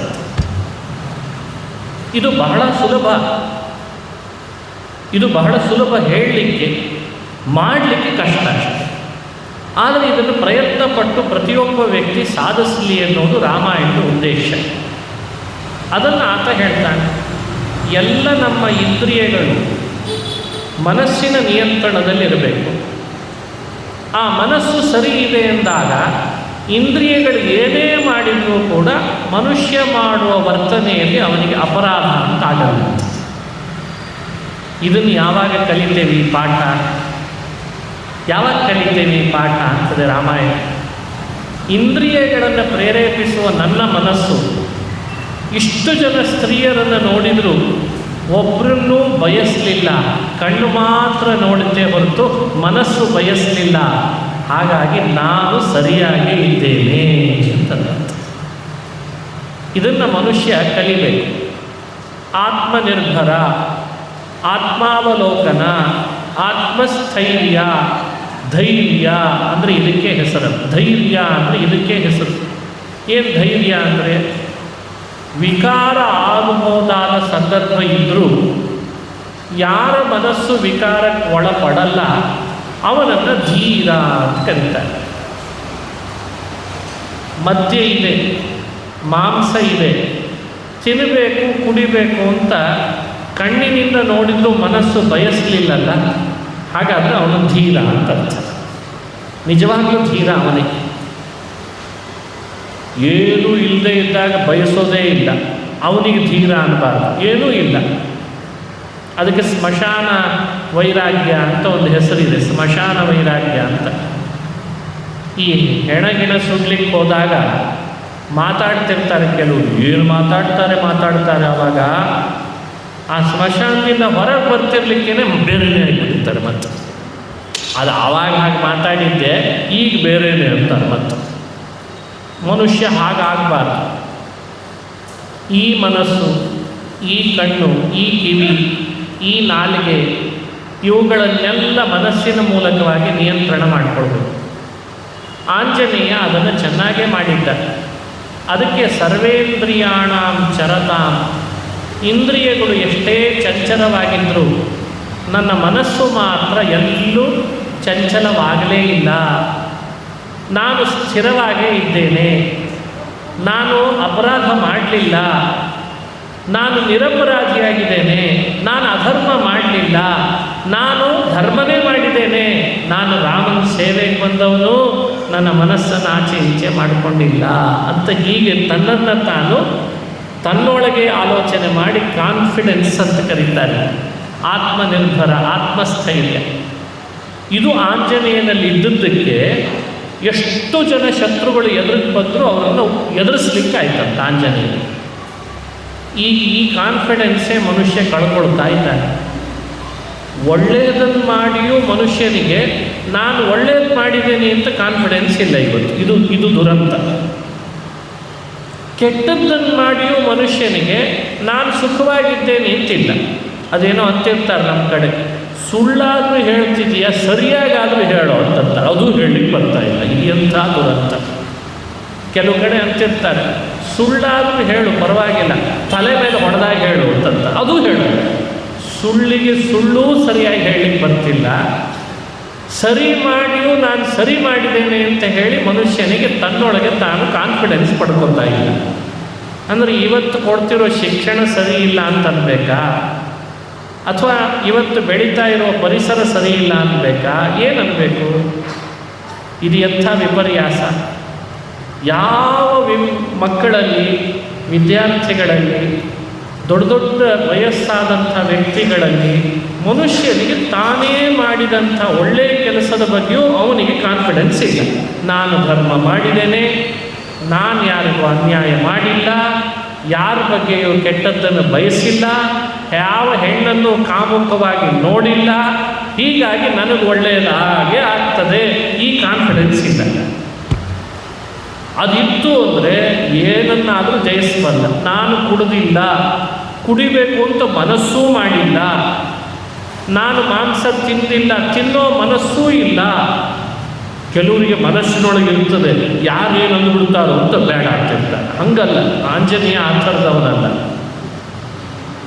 ನಾನು ಯಾರ ತಲೆ ಒಡೆದಿಲ್ಲ, ನಾನು ಇನ್ನೊಬ್ಬರಿಗೆ ಹಿಂಸೆ ಕೊಟ್ಟಿಲ್ಲ, ಇನ್ನೊಬ್ಬರ ವಸ್ತುವನ್ನು ನಂದು ಅಂತ ಮಾಡಿಕೊಳ್ಳಿಕ್ಕೆ ನಾನು ಬಯಸಿಲ್ಲ, ಈ ಕಾನ್ಫಿಡೆನ್ಸ್ ಬೇಕು. ಇದು ಬಂತು ಅಂದರೆ ಯಾರನ್ನಾದರೂ ಜಯಿಸ್ತಾನೆ. ಆಂಜನೇಯನಿಗೆ ಅದು ಬಂದಿದೆ, ಅದಿತ್ತು, ಅದನ್ನು ವ್ಯಕ್ತಪಡಿಸಿದ್ದಾರೆ. ನಾನು ನೋಡಿದರೂ ಕೂಡ ಮನಸ್ಸಿನಿಂದ ಯಾರನ್ನು ಬಯಸಿಲ್ಲ, ನಾನು ಸರಿನೇ ಇದ್ದೇನೆ. ಈ ಜಿತೇಂದ್ರಿಯತೆಯನ್ನು ಆಂಜನೇಯನ ಕಥೆ ಹೇಳುವಾಗ ವಾಲ್ಮೀಕಿಗಳು ವರ್ಣನೆ ಮಾಡ್ತಾ ಇದ್ದಾರೆ. ಇಷ್ಟಾದ ಮೇಲೆ ಆಂಜನೇಯ ಅಲ್ಲಿಂದ ತಾನು ಸರಿನೇ ಇದ್ದೇನೆ, ಆದ್ದರಿಂದ ಹೆಚ್ಚು ತಲೆ ಕೆಡಿಸ್ಕೊಳ್ಳೋದು ಬೇಡ ಅಂತ ಅನಿಸಿ ಅಶೋಕವನಕ್ಕೆ ಬಂದ. ಅಶೋಕ ವೃಕ್ಷಗಳನ್ನು ನೆಟ್ಟ ವನ, ಅದು ರಾವಣನಿಗೆ ಬಹಳ ಬೇಕಾದ ವನ. ಅದರೊಳಗೆ ನುಗ್ಗಿದ. ನೋಡ್ತಾನೆ ಅಲ್ಲೊಂದು ಶಿವಶೂಪ ಅಂತ ವೃಕ್ಷ, ಬಹಳ ದೊಡ್ಡ ಮರ. ಆ ಮರದ ಮೇಲ್ಭಾಗಕ್ಕೆ ಹೋಗಿ ಆಂಜನೇಯ ಕೂತ್ಕೊಂಡಂತ. ಕೆಳಗೆ ಸೀತಾಮಾತೆಯನ್ನು ರಾಕ್ಷಸಿಯರೆಲ್ಲರೂ ಸೇರಿಕೊಂಡು ರಾವಣನನ್ನು ಒಪ್ಪಗೊಳ್ಬೇಕು ಅನ್ನೋ ಹಾಗೆ ಒತ್ತಾಯ ಮಾಡ್ತಾ ಇದ್ರಂತೆ. ರಾವಣನೂ ಬಂದಿದ್ದ. ರಾವಣ ಬಂದಿದ್ದಾನೆ ಎಂದಾಗ ಸೀತೆ ಹೇಗೆ ಮಾತಾಡಿಸಿದ್ಲು, ಕೈಯಲ್ಲಿ ಒಂದು ಕಡ್ಡಿ ತೆಗೆದು ಒಗದ್ಲಂತ. ಕಡ್ಡಿ ತೆಗೆದು ಒಗೆದು ಅಡ್ಡ ಹಾಕಿದ್ಲು. ರಾವಣ ಏನೇ ಮಾತಾಡಬೇಕಂದ್ರೂ ಆ ಕಡ್ಡಿ ನೋಡಿ ಮಾತಾಡ್ಬೇಕು, ಹಾಗೆ ಮಾಡಿದ್ಲಂತ.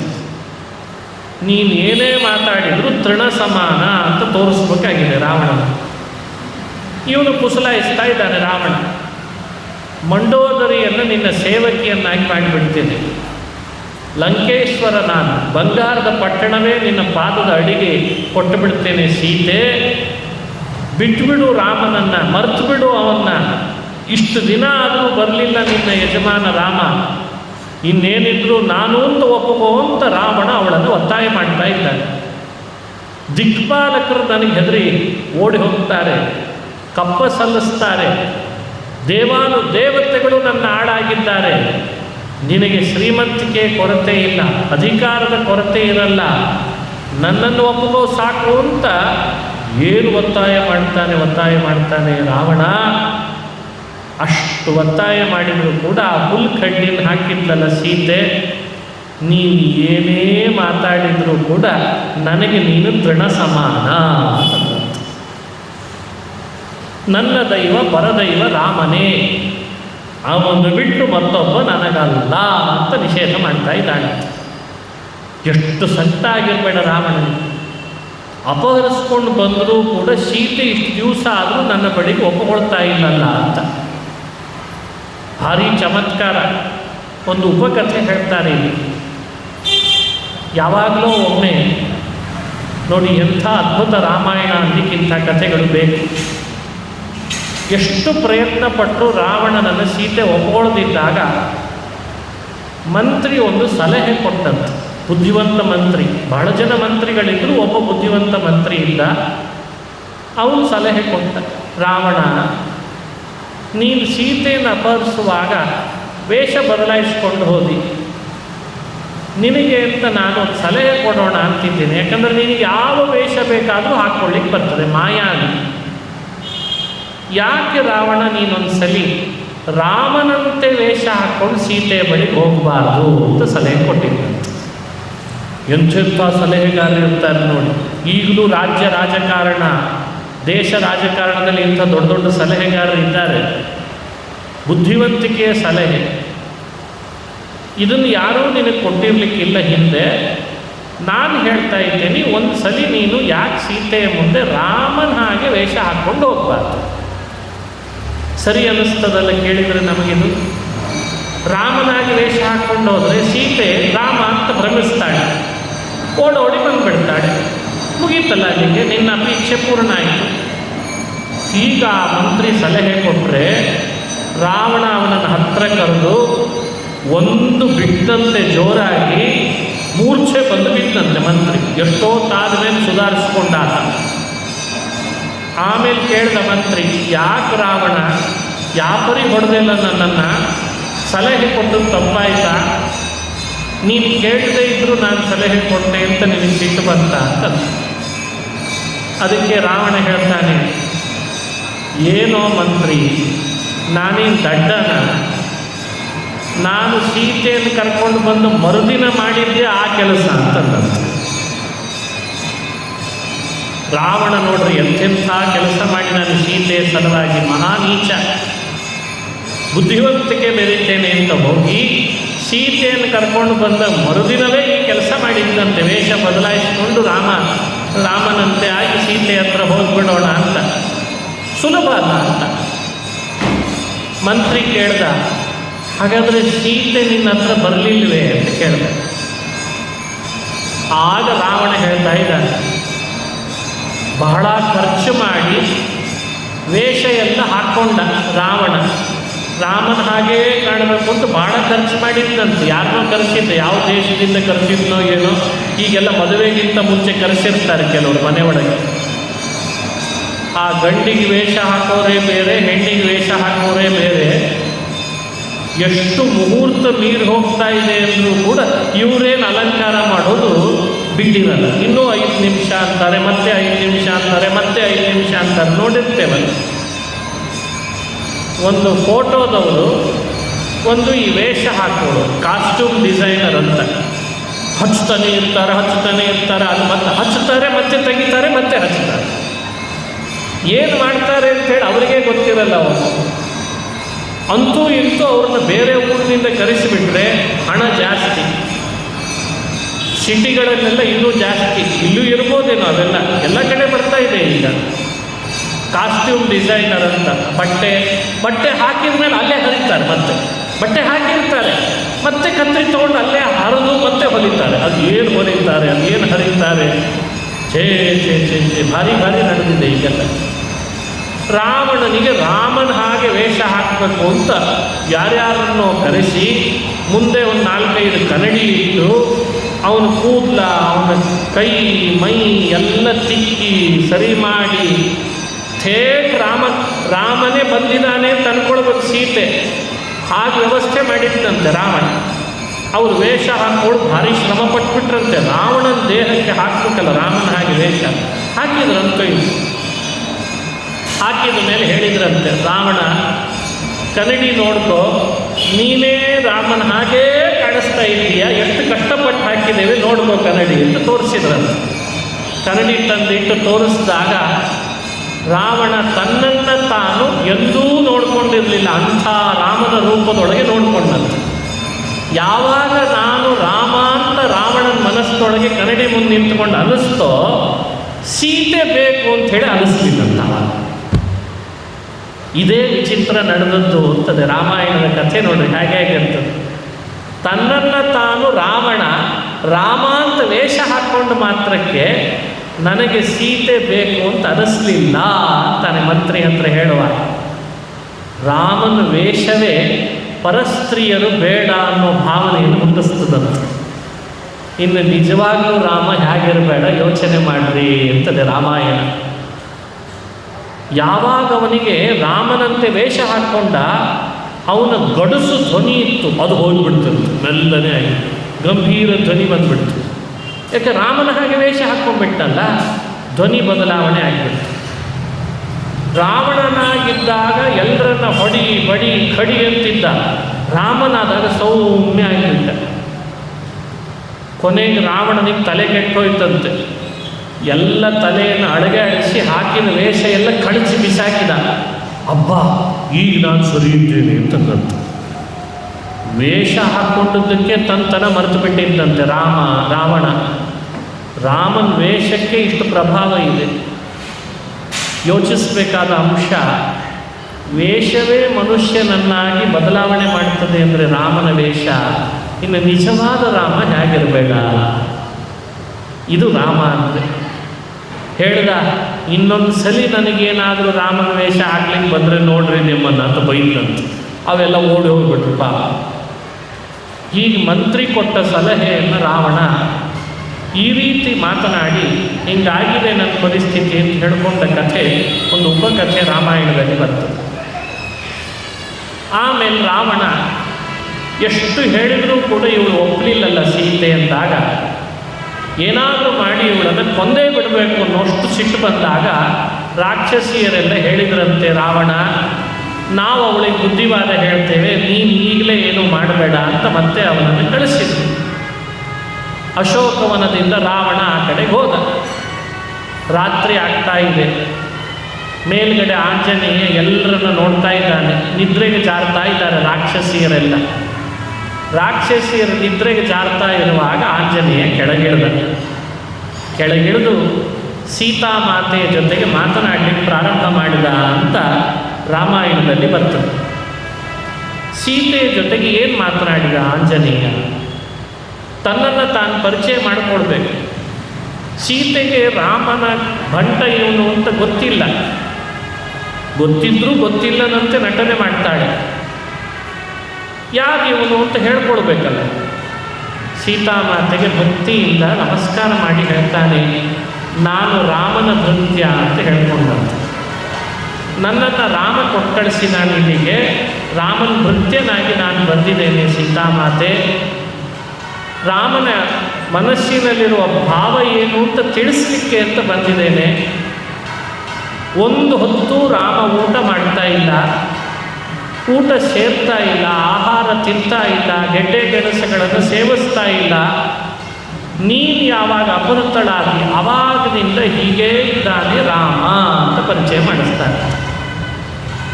ನೋಡಿ, ಒಂದು ಗಂಡು ಒಂದು ಹೆಣ್ಣು ವಿವಾಹಿತರಾಗಿ ಇಬ್ಬರು ದೂರ ದೂರ ಇದ್ದಾಗ ಅವರ ಮಧ್ಯದಲ್ಲಿ ಎಂಥ ಮಾತುಗಳನ್ನಾಡಿ ಮತ್ತಷ್ಟು ಪ್ರೀತಿಯನ್ನು ಬಾಂಧವ್ಯವನ್ನು ಬೆಸಿಬೇಕು ಅನ್ನಲಿಕ್ಕೆ ಹನುಮಂತನ ಮಾತು ನಿದರ್ಶನ. ನೀನು ಹೋದಾಗಿನಿಂದ ರಾಮ ನಿನ್ನೇ ಧ್ಯಾನ ಮಾಡ್ತಾ ಮಾಡ್ತಾ ಹುಡುಕ್ತಾನೆ ಇದ್ದಾನೆ. ಕಣ್ಣನ್ನು ಮುಚ್ಚುತ್ತಿಲ್ಲ, ನಿದ್ರೆ ಬರ್ತಿಲ್ಲ, ನೀರು ಕುಡಿತಿಲ್ಲ, ಆಹಾರ ಸೇವಿಸ್ತಾ ಇಲ್ಲ. ಹೀಗೆ ರಾಮ ನಿನಗಾಗಿ ಅಂತ ಕಾಯ್ತಾ ಇದ್ದಾನೆ, ನಿನ್ನನ್ನು ಹಂಬಲಿಸ್ತಾ ಇದ್ದಾನೆ ಅಂತ ಹನುಮಂತ ರಾಮನ ಬಗ್ಗೆ ವಿವರಣೆ ಕೊಡ್ತಾ ಇದ್ದಾನೆ.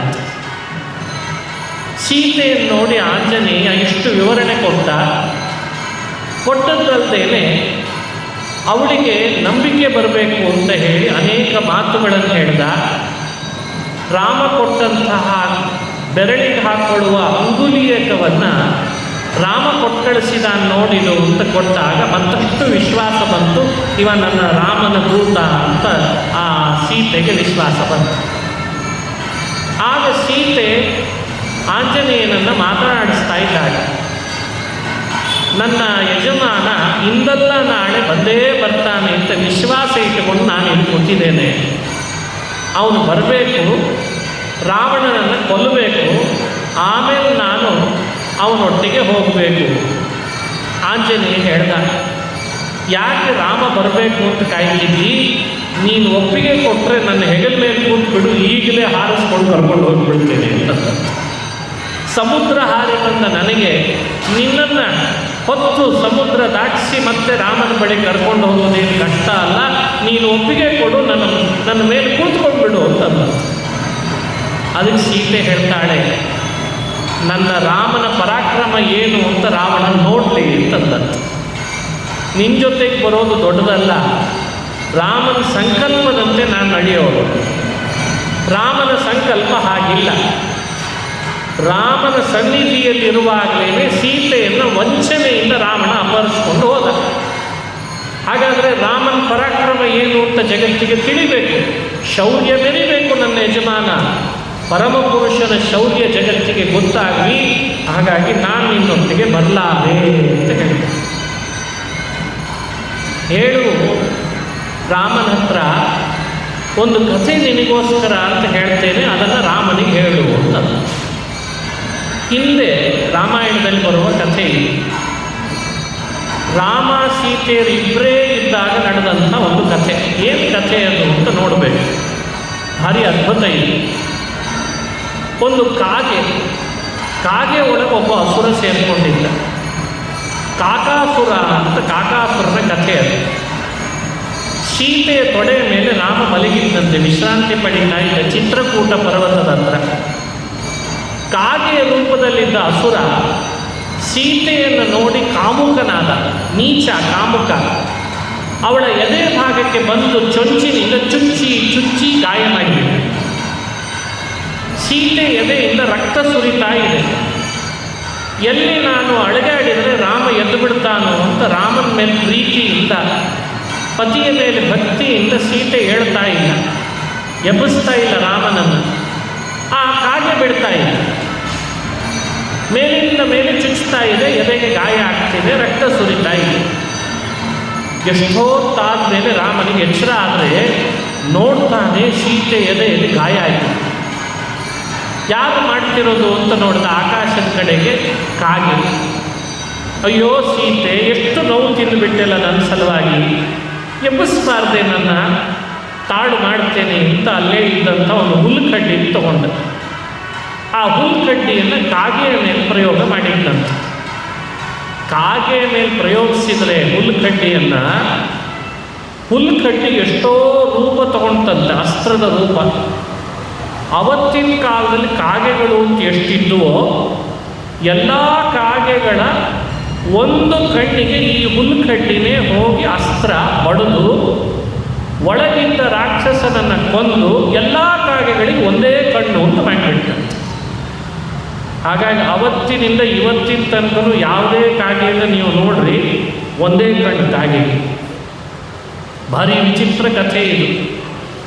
ಒಳಗಿದ್ದ ರಾಕ್ಷಸ ಸತ್ತೋದ, ಕಾಗೆಗಳಿಗೆ ಒಂದೇ ಕಣ್ಣು ಆಗಿಬಿಡ್ತು. ಏನು ಈ ಕಥೆ ಅಂದರೆ, ಒಬ್ಬ ರಾಕ್ಷಸ, ಅವನ ಹೆಸರು ಕುರಂಗ ಅಂತ. ಕುರಂಗ ಅನ್ನೋ ರಾಕ್ಷಸ ತಪಸ್ಸು ಮಾಡಿ ವರ ಕೇಳಿದ್ದಂತೆ ಬ್ರಹ್ಮದೇವರನ್ನು, ನನಗೆ ಸಾವು ಬರಬಾರ್ದು ಅಂತ. ಬ್ರಹ್ಮದೇವರು ಹೇಳ್ತಾರೆ, ನೋಡು, ಹುಟ್ಟಿದ ಮೇಲೆ ಯಾರಿಗೂ ಸಾವು ತಪ್ಪಿದ್ದಲ್ಲ, ನಿನಗೂ ಸಾವು ಬರಲೇಬೇಕು, ಸಾವಿಲ್ಲ ಅಂತ ಅಲ್ಲಿಗೆ ಬರ್ತಾ ಇಲ್ಲ, ಅದನ್ನು ಕೇಳ್ತಿದ್ದೀಯಲ್ಲ.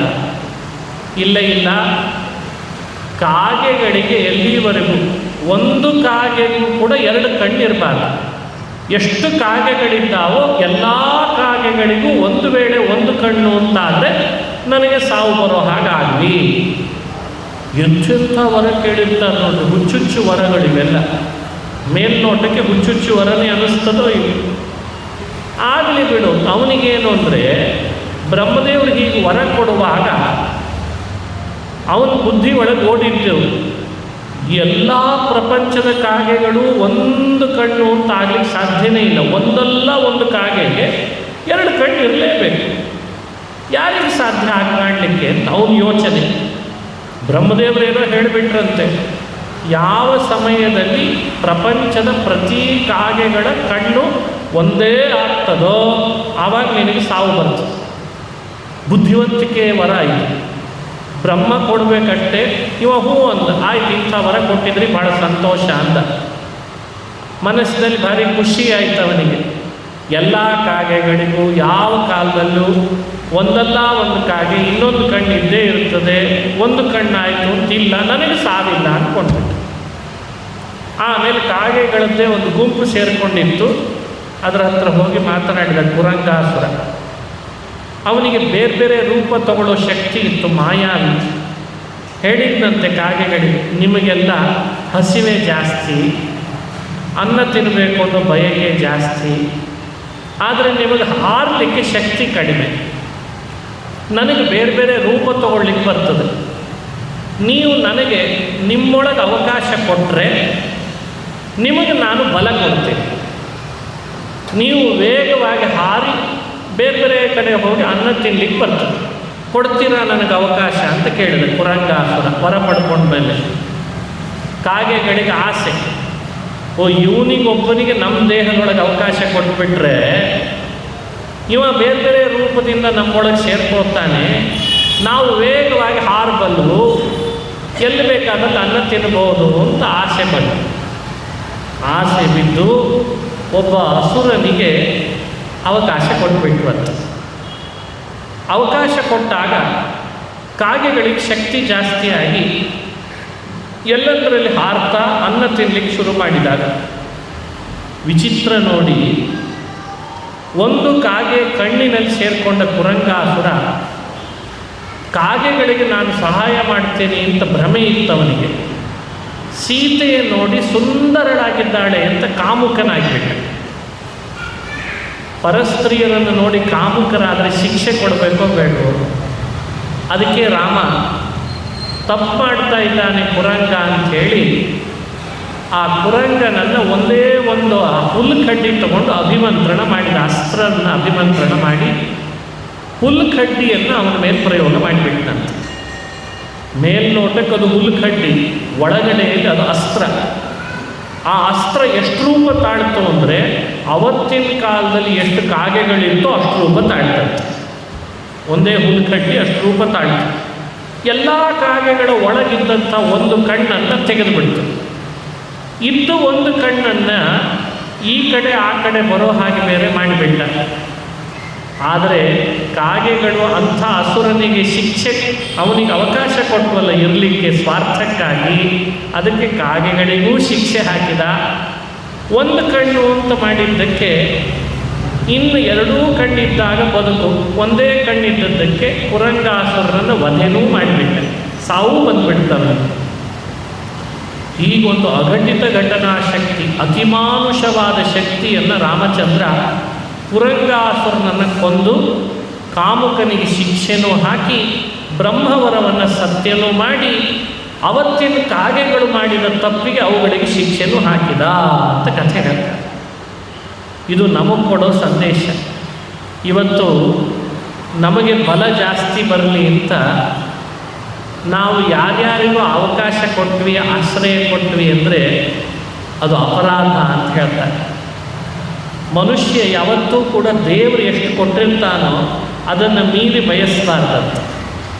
ಅರ್ಹತೆ ಮೀರಿ ಮನುಷ್ಯ ಏನಾದರೂ ಆಸೆ ಪಟ್ಟರೆ, ದುರಾಸೆ ಪಟ್ಟರೆ, ಕುರಂಗಾಸುರ ನಮ್ಮೊಳಗಿರಲಿ ಅಂತ ಆಸೆ ಪಟ್ಟವಲ್ಲ ಕಾಗೆಗಳು, ಆ ಸ್ಥಿತಿ ನಮಗೆ ಬರ್ತದೆ.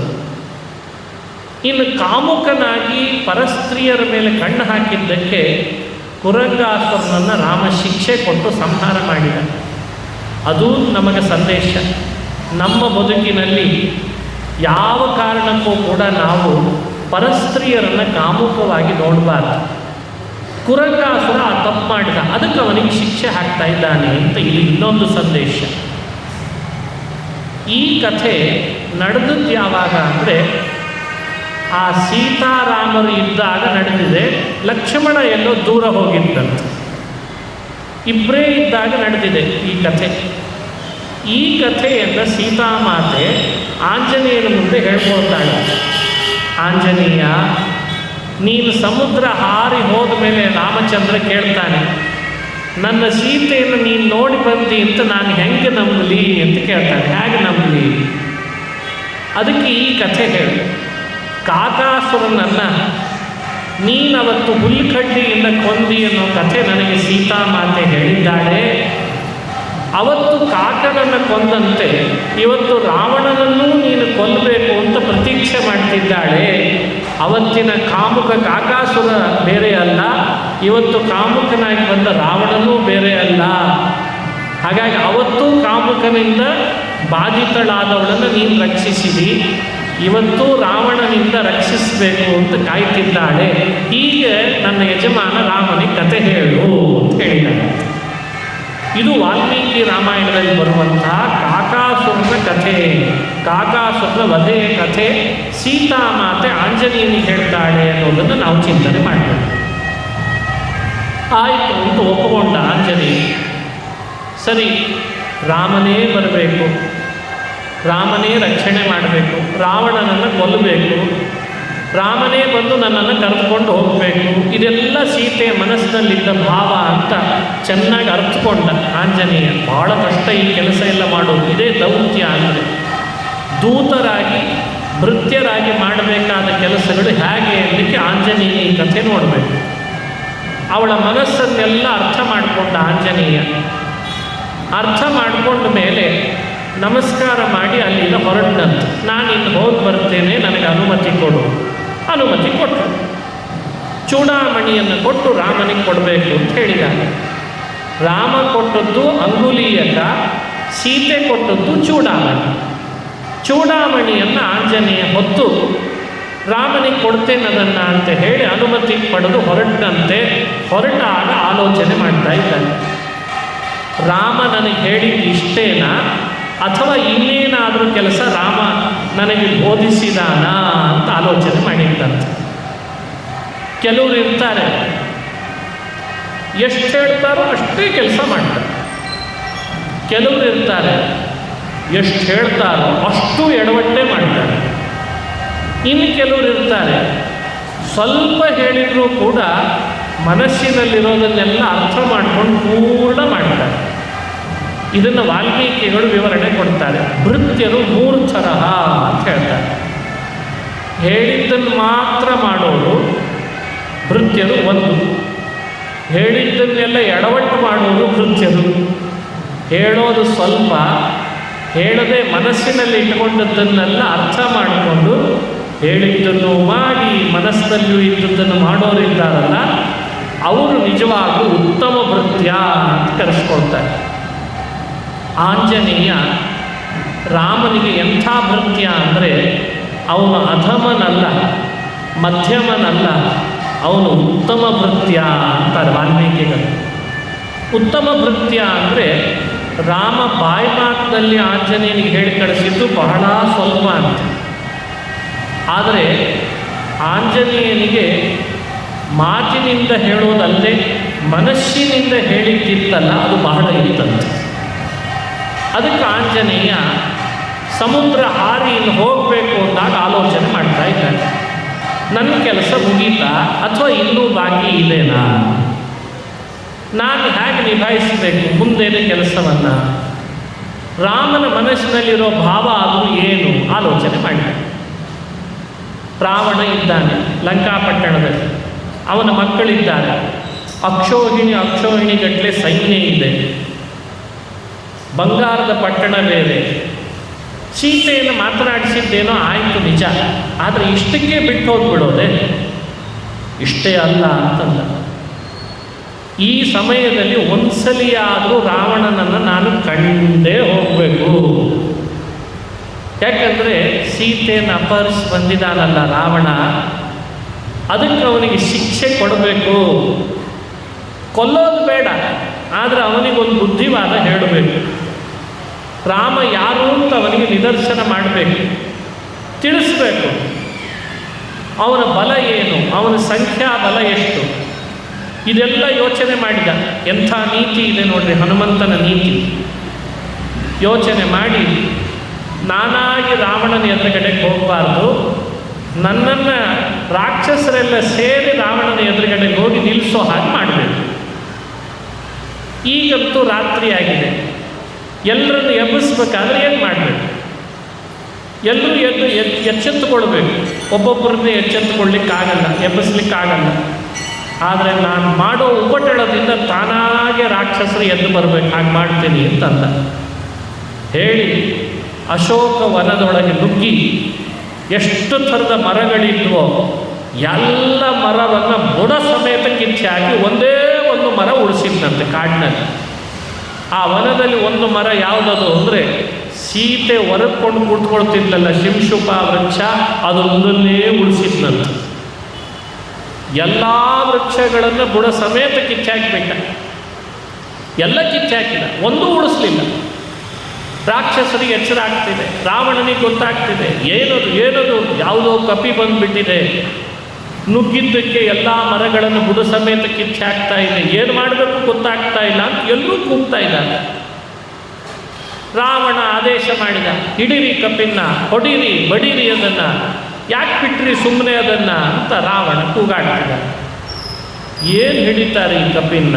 ಹೇಳಿ ಕೇಳಿ ಕಪಿ ಅದು ಬಾಲದಿಂದ ಕೆತ್ತುತ್ತಿದ್ದಾನೆ, ಕೈಯಿಂದ ಕೆತ್ತುತ್ತಿದ್ದಾನೆ, ಕಾಲಿನಿಂದ ಕೆತ್ತುತ್ತಿದ್ದಾನೆ, ಮರಗಿಡಗಳನ್ನು ಎತ್ತೆತ್ತಿ ಎಸಿತಿದ್ದಾನೆ, ರಾಕ್ಷಸರನ್ನು ಚಂಡಾಡ್ತಿದ್ದಾನೆ.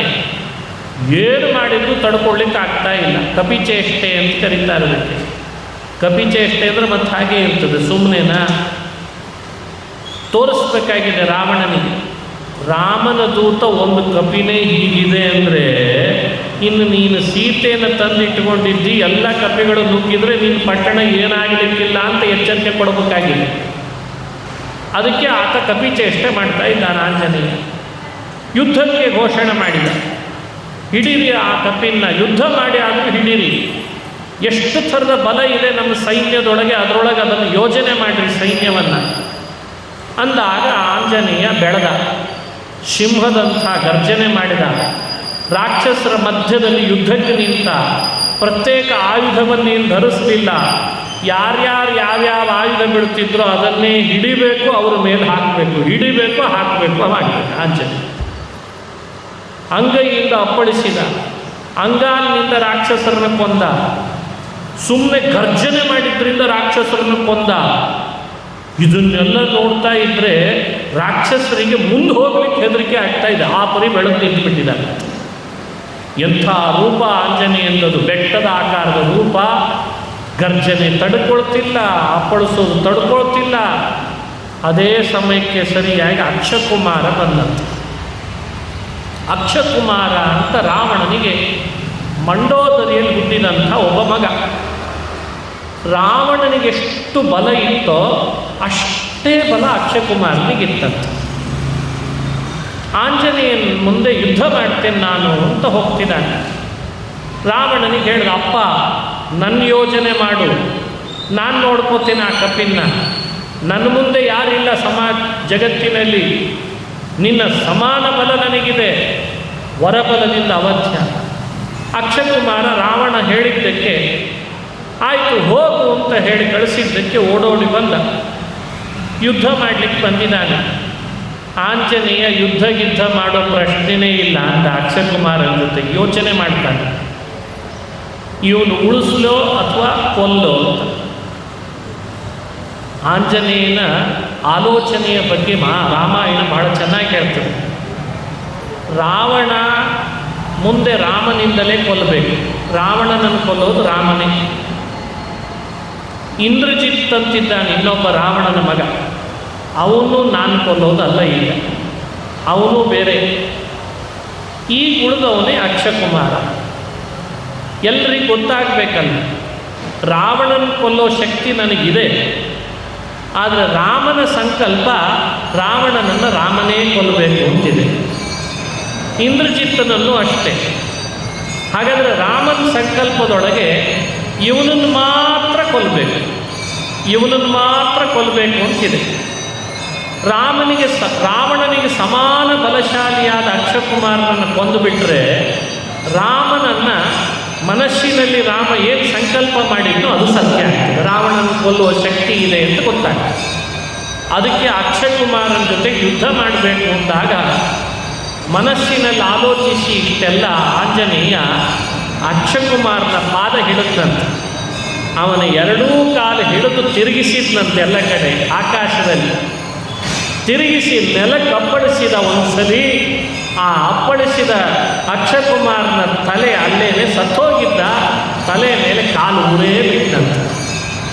ಇವತ್ತಿಗೂ ಕೂಡ ಆಂಜನೇಯನ ದೇವಸ್ಥಾನಗಳಲ್ಲಿ ಅವನ ಕಾಲು ಕೆಳಗೆ ಒಬ್ಬ ರಾಕ್ಷಸ ಇರ್ತಾನೆ ಅಂತ ತೋರಿಸ್ತಾರಲ್ಲ, ಇವನೇ ಅಕ್ಷಕುಮಾರ ಅಂತ ಹೇಳ್ತಿದ್ದ ರಾಮಾಯಣ. ಆಂಜನೇಯನ ಕಾಲು ಕೆಳಗಿರೋ ಬೇರೆ ರಾಕ್ಷಸ ಇನ್ಯಾರಲ್ಲ, ಅಕ್ಷಕುಮಾರನೇ. ಚಕ್ರದ ಹಾಗೆ ತಿರುಗಿಸಿ ನೆಲಕ್ಕೆ ಅಪ್ಪಳಿಸಿ ಕಾಲಿನಿಂದ ಒಸಿಕಿದ. ಅಲ್ಲಿಗೆ ಅಕ್ಷಕುಮಾರ ಸತ್ತೇ ಹೋಯಿತು. ರಾವಣನಿಗೆ ಸುದ್ದಿ, ನಿನ್ನ ಮಗ ಮಂಡೋದರಿಯ ಹೊಟ್ಟೆಯಲ್ಲಿ ಹುಟ್ಟಿದ ಅಕ್ಷಕುಮಾರನನ್ನು ತುಳಿದು ಬಿಡ್ತು ಕಪಿ ಅಂತ. ಹಣೆ ಚಚ್ಚಿಕೊಂಡು ಕಣ್ಣೀರು ಹಾಕ್ತಾನೆ, ಎದೆ ಬಡ್ಕೋತಾನೆ. ಮಗ ಸತ್ತೋದ್ನಲ್ಲ. ಮನುಷ್ಯರಿಗೆ ತಮ್ಮ ಕಣ್ಣಿನ ಮುಂದೆ ಮಗ ಸತ್ತ ಅಂದರೆ ಎಷ್ಟು ದೊಡ್ಡ ದುಃಖ. ಆಂಜನೇಯ ತೋರಿಸಿದ್ನಂತೆ, ಸೀತೆಯನ್ನು ಅಪಹರಿಸ್ಕೊಂಡು ಬಂದದ್ದಕ್ಕೆ ಮೊದಲನೇ ಶಿಕ್ಷೆ ಅಂತ ತೋರಿಸಿದ್ನಂತೆ. ಸೀತಾಮಾತೆಯನ್ನು ನೀನು ಅಪಹರಿಸಿದಿ ಅಂದ ಮೇಲೆ ಅದು ಅಪರಾಧ, ಅದಕ್ಕೆ ಶಿಕ್ಷೆ ಏನು? ನಿನ್ನ ಮಗ ಸತ್ತ ಅಂತ ತೋರಿಸಿದ. ಮಗನನ್ನು ಕಳ್ಕೊಂಡು ಪುತ್ರ ಶೋಕ, ವಿಪರೀತ ಅಂತಸ್ತಾಪ ಆಗ್ತಾ ಇದೆ. ಏನು ಈ ಕಪಿ ಈ ಪರಿ ಯುದ್ಧ ಮಾಡ್ತಿದೆಯಲ್ಲ, ಈಗೇನು ಮಾಡೋಣ ಅಂದಾಗ ಇಂದ್ರಜಿತ್ ಬಂದ. ಅವನು ಬ್ರಹ್ಮಾಸ್ತ್ರನ್ನೇ ಬಿಡ್ತೇನೆ ಅಂತ ಇಂದ್ರಜಿತ್ ಬಂದ ಅನ್ನೋ ಕಥೆ ರಾಮಾಯಣದಲ್ಲಿ ಬರ್ತದೆ. ಅವನೊಟ್ಟಿಗೆನೂ ಆಂಜನೇಯ ಯುದ್ಧ ಮಾಡ್ತಾನೆ, ಕೊಲ್ಲಲ್ಲ, ಇಂದ್ರಜಿತ್ತನನ್ನು ಕೊಲ್ಲಲ್ಲ, ಬರೀ ಯುದ್ಧ ಮಾತ್ರ ಮಾಡಿದ ಅಂತ ಕಥೆ ಬರ್ತದೆ. ಅದನ್ನು ಮತ್ತೆ ನಾಳೆ ದಿವಸ ಮುಂದುವರಿಸೋಣ ಅಂತ ಹೇಳ್ತಾ ಇವತ್ತಿನ ಕಥಾಭಾಗವನ್ನು ಇಲ್ಲಿಗೆ ಮುಕ್ತಾಯ ಮಾಡ್ತಾ ಇದ್ದೇನೆ. ಇವತ್ತು ಕೂಡ ರಾಮನ ಸ್ತೋತ್ರ, ನಿನ್ನೆ ಹೇಳಿದಾಗೆ ಆಂಜನೇಯನ ಸ್ತೋತ್ರ, ಇವುಗಳನ್ನು ಹೇಳಿ ಆಮೇಲೆ ಅದನ್ನು ಮುಕ್ತಾಯ ಮಾಡೋಣ ಅಂತ ಚಿಂತನೆ ಮಾಡ್ತಾ ಇದ್ದೇನೆ.